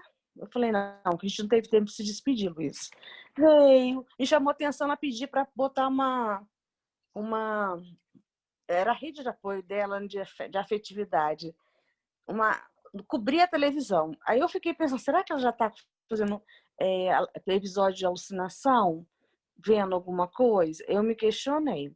Isso só depois soube que ela já estava fazendo esse episódio. E aí, passado 2 dias, ela volta para acolhimento. Eu vejo uma transmissão dela ao vivo no Face, se despedindo. O que a coordenação faz? Chama a atenção dela, que ela não devia fazer isso, tal, tal, tal, tal. Tira aquele vídeo, mas não faz nada para protegê-la. O que essa menina faz, essa adolescente? Ela pega um fósforo, um fósforo não, um isqueiro, que não estava nem funcionando. Ela, na frente da coordenação, ela pega o álcool que está na coordenação, joga em si e risca o isqueiro. Minha nossa. Então, para mim, eu acho que eu tive livramento, sabe, Gabriela? Eu tive Sim. livramento porque eu lutava tanto, tanto, tanto, tanto. E a gente, quando é servidora pública, a gente pega processo, a gente é responsável. E eu não consigo ser de outro jeito, a não ser desse jeito, ser responsável. Entendeu? Então, eu era chata. E aí, isso aí, para mim, foi um marco para você não brincar com as coisas. Ouvir realmente, porque acontece sim, né? Ficou hospitalizada, não se brinca. Para mim, eu não admito o acolhimento, entendeu? Ter tido essa brecha para fazer, entendeu? Tinha falhas, eu era a pessoa que fiz, acho que era a única, né? Que ficava muito atenta e quando eu acho que eu não estava, as coisas aconteciam. E também começaram não para me passar as coisas, porque entrou um sub, e esse sub queria, né, de uma certa forma, entendeu? Ele acho que fez a cabeça, manipulou para tirar, porque ele sabia que eu enxergava as coisas. Só que ele ele era de São Paulo, foi parar em Campos, e que depois eu soube na trajetória dele que ele quase fechou o curso de serviço social da UF aqui em Campos, de roubo de dinheiro acho que no diretório, né? Coisas que a gente vai vendo. Então, assim, na realidade, ele tinha um discurso muito bonito, tudo muito bonito, mas a realidade é outra. A gente que trabalha mesmo, a gente sabe quando a pessoa fala, eu não estou bem, ela se despedir, um vídeo, 3 vídeos. Eu sei que eu magoei não sei quem, mas eu não quero que vocês fiquem tristes. Esse discurso que você está falando todo. E outra coisa, eu não tive como me se despedir dela. Entendeu? Ficou uma brecha entre a entrada de uma outra psicóloga, que demora se fazer um vínculo, e na nossa rede aqui, na realidade, temos dificuldade com a marcação. Ela tinha até uma psicóloga. Uma das estratégias que eu achei é que ela não frequentasse a psicóloga do CAPSI, porque ela do grupo de automutilação, ela reproduzia pelo não entendimento. Sim. E aí, o psicólogo fora desse espaço, ela poderia tratar. Então, assim, foi um episódio que me chocou muito, me fez rever muitas coisas, entendeu? Assim, ela conseguiu evoluir muito com o tratamento. Ela conseguiu dialogar, falar. Eu conheci ela só falava palavras. Ela era um comportamento promíscuo. Ela mudou tudo. Fez a festa de aniversário dela, fez a coreografia de aniversário dela. Você vê que a pessoa está no auge, melhorando, melhorando, melhorando, melhorando, e poderia ir muito mais longe. De repente, pá. Então não se brinca, não se banaliza, não se brinca com coisas. Não se brinca. Não E se brinca. a gente, quando é pica, a gente não é sozinho, a gente precisa de equipe. E a equipe tem que entender isso. Então, quando Exatamente. a equipe não entende, a gente não caminha. Quando eu estava, entendiam, porque eu ficava fiscalizando. Pô, de onde eu preciso safada? Entendeu? Não vamos brincar, né, gente? Pelo amor de Deus, assim, né? Umas coisas assim, pô, tem fiscalização do Ministério Público e tudo. Então, assim, não tive nenhuma sindicância quanto a isso, mas é triste, né? Você vê que pela a vaidade, por eu receber mais e tudo, né? Porque foi a partir do momento que esse soube, só para poder substituir um momento que estava precisando, ele ficou sabendo de tudo que aconteceu. Ele era cuidador, que é pior. Cuidador virou sub. Então, ele ficou sabendo como funcionava a dinâmica do acolhimento. Entendeu? Então, isso aí... E ele é um cuidador que fazia serviço social. Entendeu? Então, ele se achava fazendo parte da equipe e se metia no lugar da equipe técnica. Então, assim, a gente não pode, a gente tem que saber o lugar da gente, né? E a administração é a administração. Esse teu exemplo, né? traz muito, assim, né, a necessidade da educação continuada nos serviços, né? Sejam da saúde ou do SUAS, né? Ou mesmo na educação, o quanto uma educação continuada teria um impacto nessas situações, né?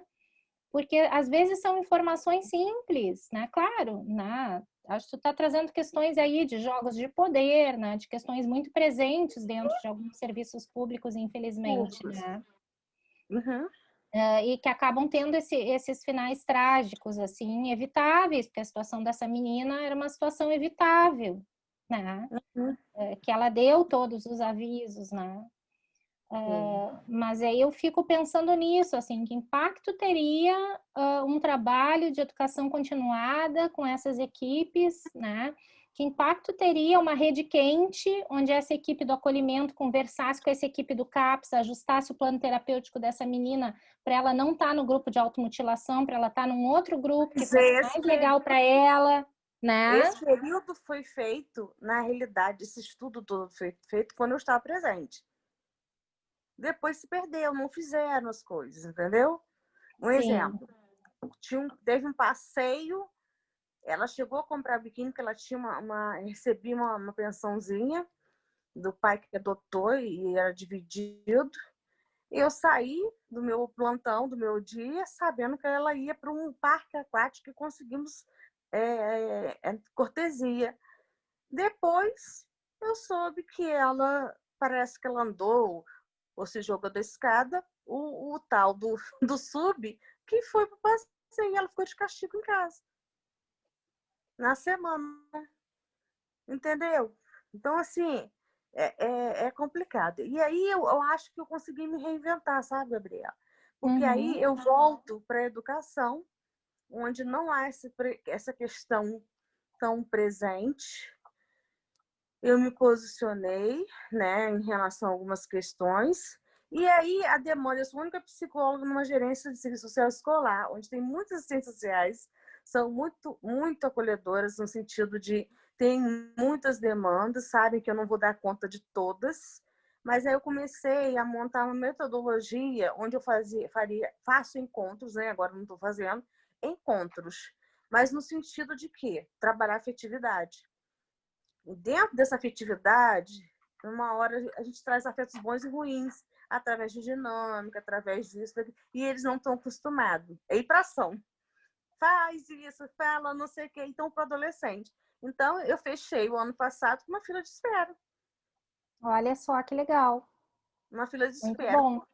Por quê? Porque aí eles começaram a querer... Vocês querem saber alguma coisa? O que é crise de ansiedade? Eu não tocava, eu tocava, né? Tem gente, lógico, tem isso.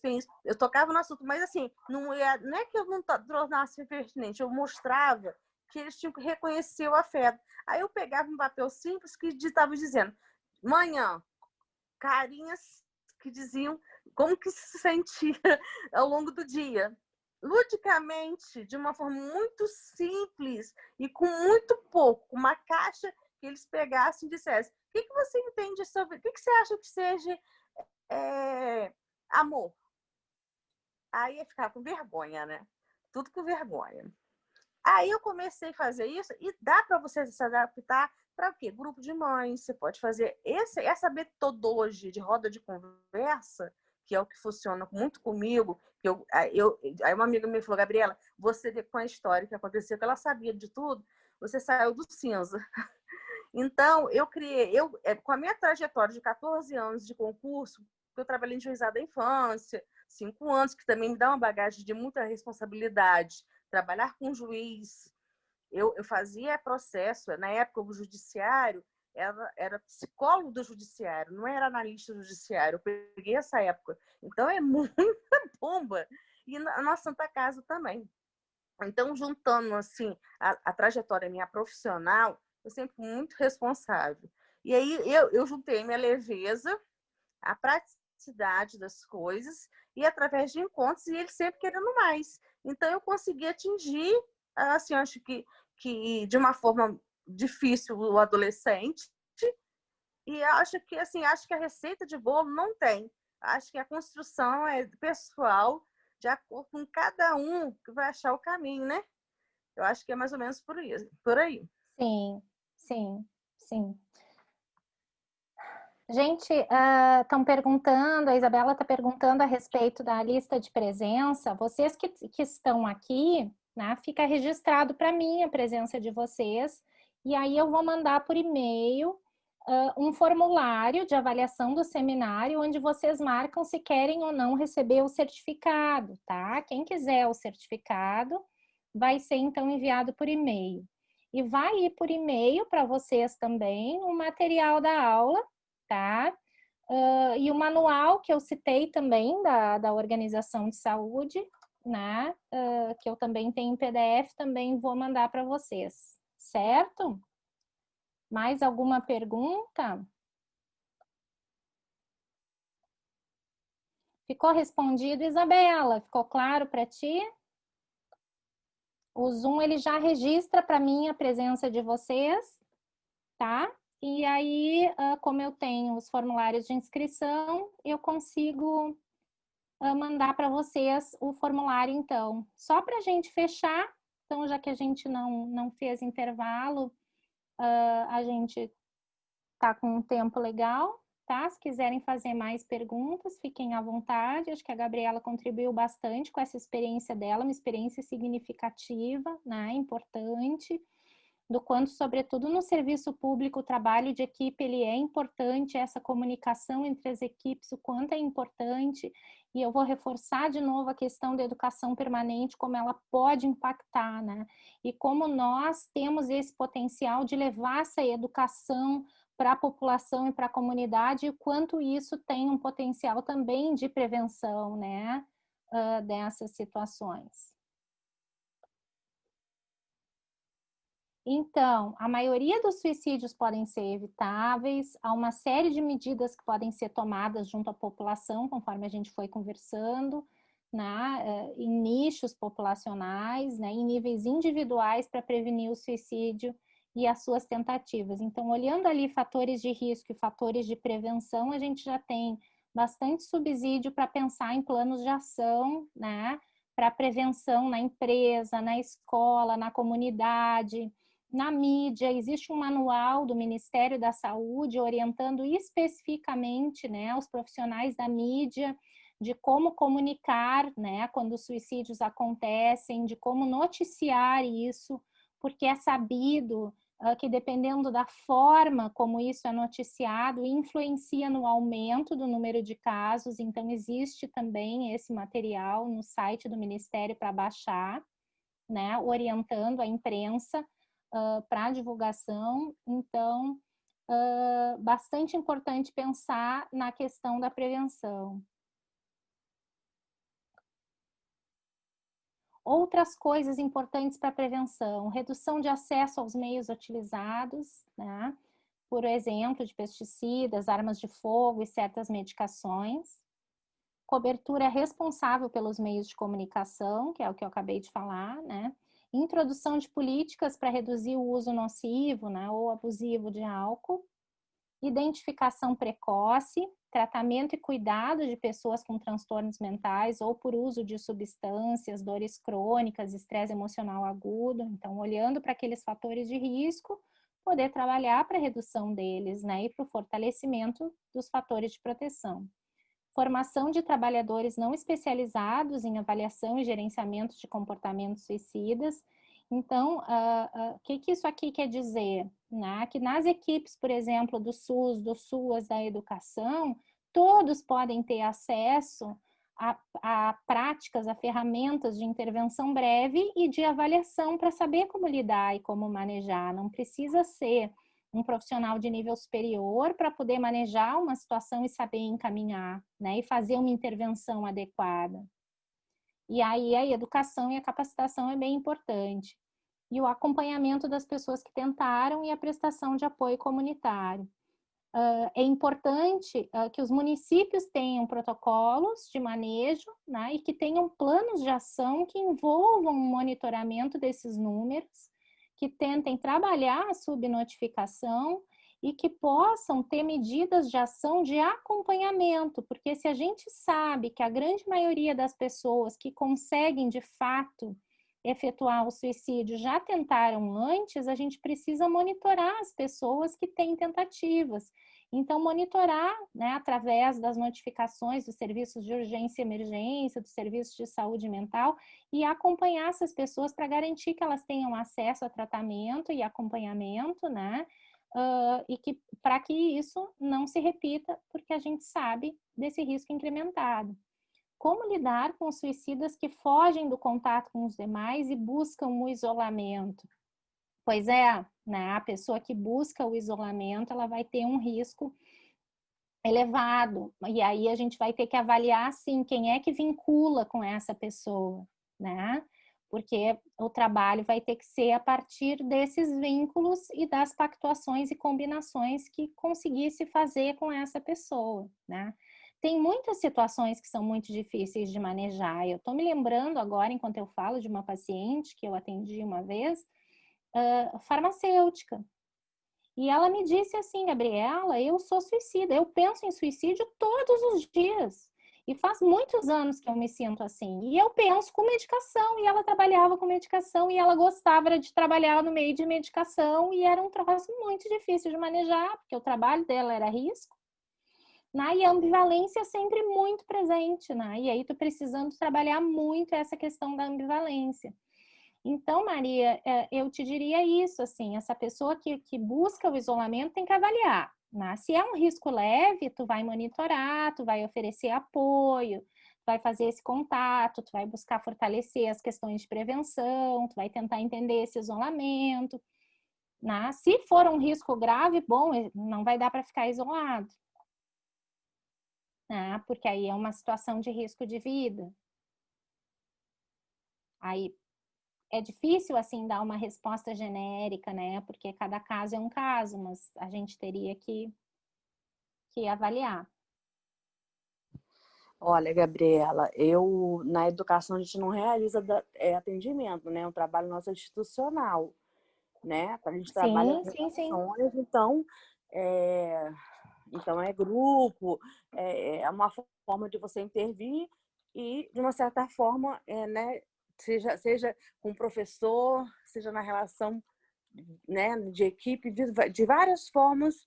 Eu já estou atuando bastante tempo, eu assessorei bastante o setor nessa coisa de servidor, né? Minha bagagem, minha leitura me ajudou muito para quando eu fui para o acolhimento.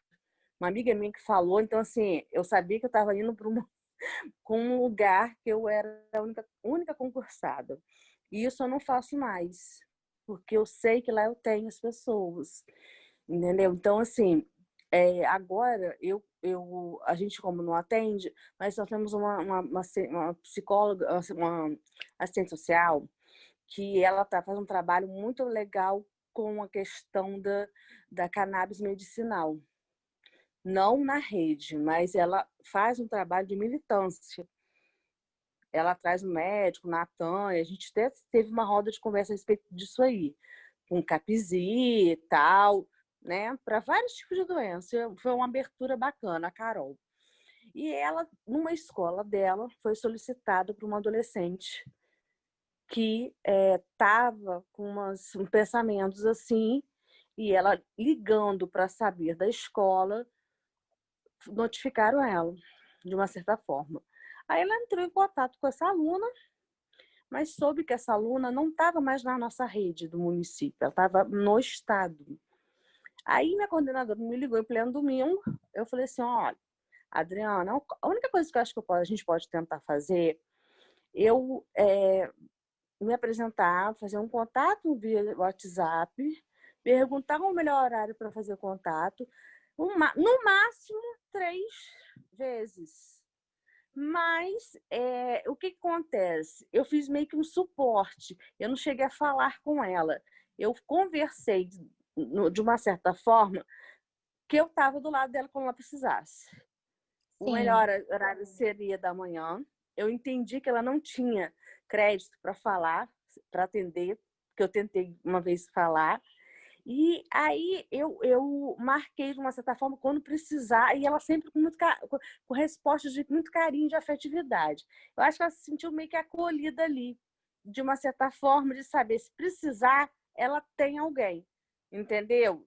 Que eu não vou ser a psicóloga, mas claro. que eu marquei de uma certa forma, olha, o horário seu é melhor isso. Eu, na semana que eu fui solicitada, foi a semana dos eventos, eu não consegui fazer nenhuma ligação.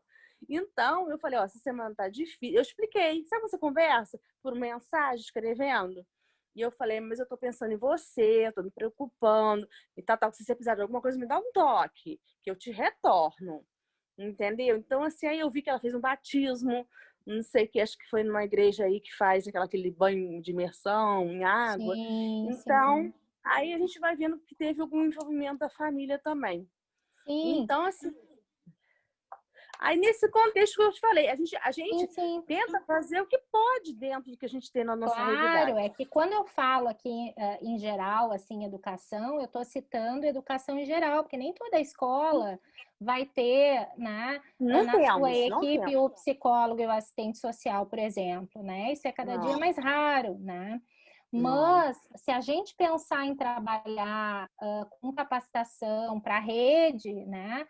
Os professores, a escola, a comunidade podem se organizar, daqui a pouco com o apoio da unidade básica, né? E trabalhar alguns temas na escola, até dentro da sua disciplina.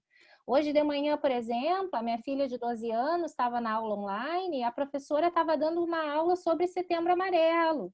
Ela primeiro pediu que eles fossem de amarelo a aula online, né? E isso mobilizou muitos adolescentes, porque eles não entenderam o porquê. E aí ela contou a história do Setembro Amarelo e trabalhou, explicou o que é ansiedade, o que é... E foi bem interessante, depois se promoveu debate, né? Despertou debates aqui em casa, né? E claro, tem milhares de maneiras e milhares de formas, né? Mas o que eu coloco é isso, assim, essas informações básicas, assim, que a gente conversou aqui hoje, de que a maioria dos suicídios é prevenível, né? Esses mitos, essas crenças errôneas, se a gente puder levar essa informação e desmistificar e dizer para as pessoas, olha, né?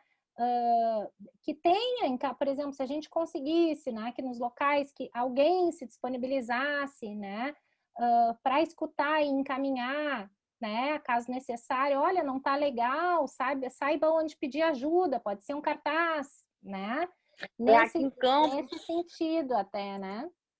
eu moro em Campos, né, no estado do Rio, né? Então, aqui o que nós temos na rede de educação é o programa Saúde na Escola. Sim, o Eu até PSE. tive, eu até tive para trabalhar essa questão do suicídio. Só que era com uma psicóloga que está com desvio de função, atuando com desvio de função. E eu não me senti confortável estar no lugar, porque para chefe, politicamente falando, ela que seria responsável. E aí, quando acontecesse alguma coisa, quem responderia era eu. E eu ia nas reuniões para falar, que ela falava sobre bullying. É uma pessoa boa. Só que eu tive a conversa com ela. Não dá para você fazer uma palestra de bullying e você chegar, porque ela é professora também, você chegar, cala a boca, fica quieto. Isso me incomodou muito. E chegou o ponto de eu falar, e aqui eu não fico, porque eu não vou estar assinando um documento e entendeu? Onde eu não pactuo, onde eu tô entendeu? Foi o mesmo motivo que a outra amiga minha tinha saído. Entendeu? Então, questões Claro. políticas permeiam muito na cidade. Você já Ah, percebeu? mas isso é em todas as cidades, né, no serviço público. Então, eu preferi, né? Acho que a gente tem que fazer isso, tem escolha. Se a gente tem a opção, vamos fazer a saúde mental minha vale ouro. Eu Com tenho que certeza, cuidar. com E certeza. continuei fazendo, deixa lá eles fazerem a formação continuada, ir visitar a escola, a fazer o atendimento que eles estão fazendo agora nesse período. Então, assim, por telefone, uma escuta, deixa fazer o trabalho, né? Eu acho que cada um faz um limite, eu acho que a gente, né? Eu acho que é da vida e da É, personalidade de cada um também, né? Do que aceita e do que não aceita, né? Acho que é por aí, com né? certeza. Então, é da vida. Bom, vamos finalizando aqui então, para resumir, né? O que eu posso fazer? Identificar, avaliar, manejar, encaminhar, né? Resumindo assim os passos que a gente passou, né? Claro que cada uma dessas questões, a gente, de acordo com o lugar onde a gente está, né? A partir do local onde a gente está e a partir do local de onde é a nossa fala, fazer o possível. Maria, é isso aí, fazer o melhor possível com aquilo que a gente tem, né? A partir da realidade que a gente tem. Onde buscar ajuda, né? Na rede privada, a gente vai ter os psicólogos, psiquiatras, serviços de urgência e emergência, hospitais a avaliar, né? Aí tudo sempre avaliar, né? Tem situações que vão precisar aqui de outras coisas também. Lembrem daquilo que a gente falou do plano. Daqui a pouco é um adolescente, a gente vai precisar pensar num esporte, a gente vai precisar pensar em várias outras coisas aqui também, depois no plano, né? Dentro da rede, né, da RAPS,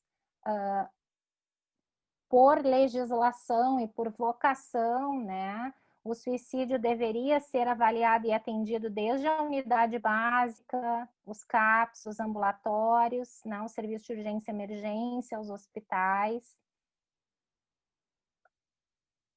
E existe também, né, algo que é muito legal, que é o Centro de Valorização da Vida, que é o CVV. O CVV oferece atendimento 24 horas, todos os dias da semana, por e-mail, por chat, por Skype, por telefone. O número é esse, 188.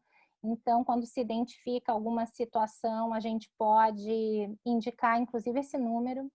Eu passei por uma situação nessa quarentena, junto com uma colega psicóloga, ela em Rio Grande, eu aqui em Pelotas, e uma amiga dela viu um rapaz postar no Facebook que estava pensando em suicídio. E nós chamamos, ela me avisou e nós juntas chamamos ele no Messenger e fizemos uma intervenção breve e um encaminhamento, e depois ela ficou monitorando esse rapaz, né?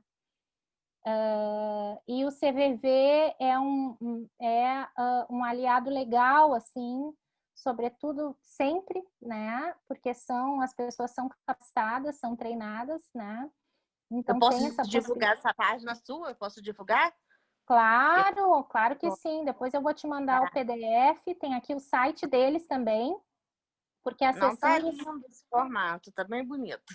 acessando o site, tem um chat ali, então a pessoa não precisa nem mandar e-mail se não quiser, né? Quando tu abre a página, já abre uma caixinha e já pode conversar direto ali na caixinha, se quiser, Skype, telefone, né? Então, isso aqui é bem legal, assim, é um número que a gente tem que ter na manga, porque a pessoa pode ligar e ela vai ter um apoio, ela vai ter uma intervenção breve na hora, assim, ali, online. E tem mais material ali também, né? Quem quiser mais material, informativo, tem ali. O site do Ministério da Saúde tem uma página, né? Saúde de A a Z /suicídio. Aqui está o link, depois, quando vocês receberem o material, só clicar, vai abrir, né? Tem alguns informativos, tem aquele material que eu falei para vocês de orientação à imprensa, que também traz dados que servem para a gente, né? Mas está tendo um... Gabriela, tá tendo um curso. Eu fiz o curso no Ministério da Saúde.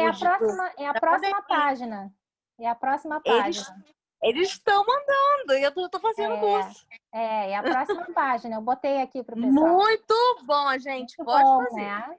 Eu já me inscrevi, mas não entrei.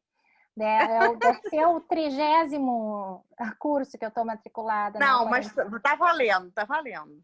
A Associação Brasileira de Estudos e Prevenção do Suicídio também tem uma página, né? Botei aqui o Instagram deles e o e-mail. Também tem bastante informação ali, né? E aí, então, essa informação que a Gabriela traz também, o Ministério está com inscrições abertas, são 2 cursos separados. Um é de prevenção ao suicídio e um é de prevenção à automutilação. Ele é gratuito, é online, está com inscrições abertas, né? Recém abriu, e as inscrições são aqui nesse site, prevençãoevida.com.br. Bem legal, material bem legal, vale a pena, né, se inscrever ali. Depois eu deixei para vocês, né, a referência do livro que eu mostrei, né? do Manual para Profissionais de Saúde em Atenção Primária, que é um material bem legal, assim, porque ele é bem resumido, ele traz de novo resumido os fatores de risco, a avaliação, como o manejo, né? Eu vou mandar isso para vocês por e-mail, né? E o folheto informativo, da onde eu tirei as informações, tá? Esse é o material, gente, que eu tinha organizado para a gente conversar. Faltam 2 minutos para as 8, então acho que cumpri, né, o horário, né? Espero que tenha contribuído, né, com alguma reflexão, né, com alguma ideia para vocês, né? Vou mandar então para todo mundo que esteve presente aqui o material da apresentação em PDF e também o formulário de avaliação para que quem precisar, quiser um certificado, possa receber também.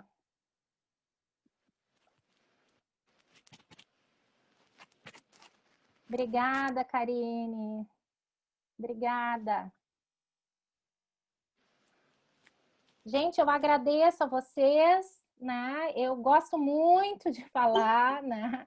Eu, desde a minha formação na faculdade, eu participava de um grupo, né? Era um programa de prevenção e promoção, né? De saúde, então eu trabalhei com palestras desde bem no início lá da minha carreira, isso vão-se, né? Bem mais de 20 anos.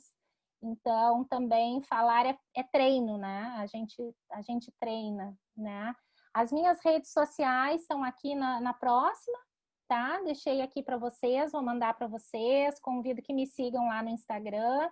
Eu faço, pode desenhar na tela. Alguém fez o risco azul, eu deixei habilitado o desenho na tela, né? A minha página no Facebook e o e-mail, né? O WhatsApp vocês já têm, né? Quem está no grupo. Agradeço a presença de todas, né? Agradeço o interesse de vocês. Foi muito legal compartilhar essas 2 horas com vocês, né? Mesmo algumas mais quietinhas, né? De microfone fechado, não pude olhar as carinhas, né? Também sem foto. Mas, de qualquer forma, foi muito legal ter passado esse tempo com vocês. Espero ter contribuído. Agradeço. Me adicionem lá no Instagram, é a rede social que eu mais atuo, assim, que eu mais mexo, né? Então, espero vocês lá, tá bem? Tenham uma boa semana, espero que a gente possa se encontrar em alguma outra oportunidade aqui pela internet. Espero que tenham gostado. Fiquem tranquilas que o material segue, não hoje, tá? Porque agora eu tenho uma outra aula, depois uma outra reunião, mas... Então vamos junto. Vamos junto. Vamos junto. Amanhã segue o material, com certeza. Tem aulas 8, tem aulas 9 agora, porque a gente não para, né? Tá bem, gente? Boa noite a todos. Muito obrigada.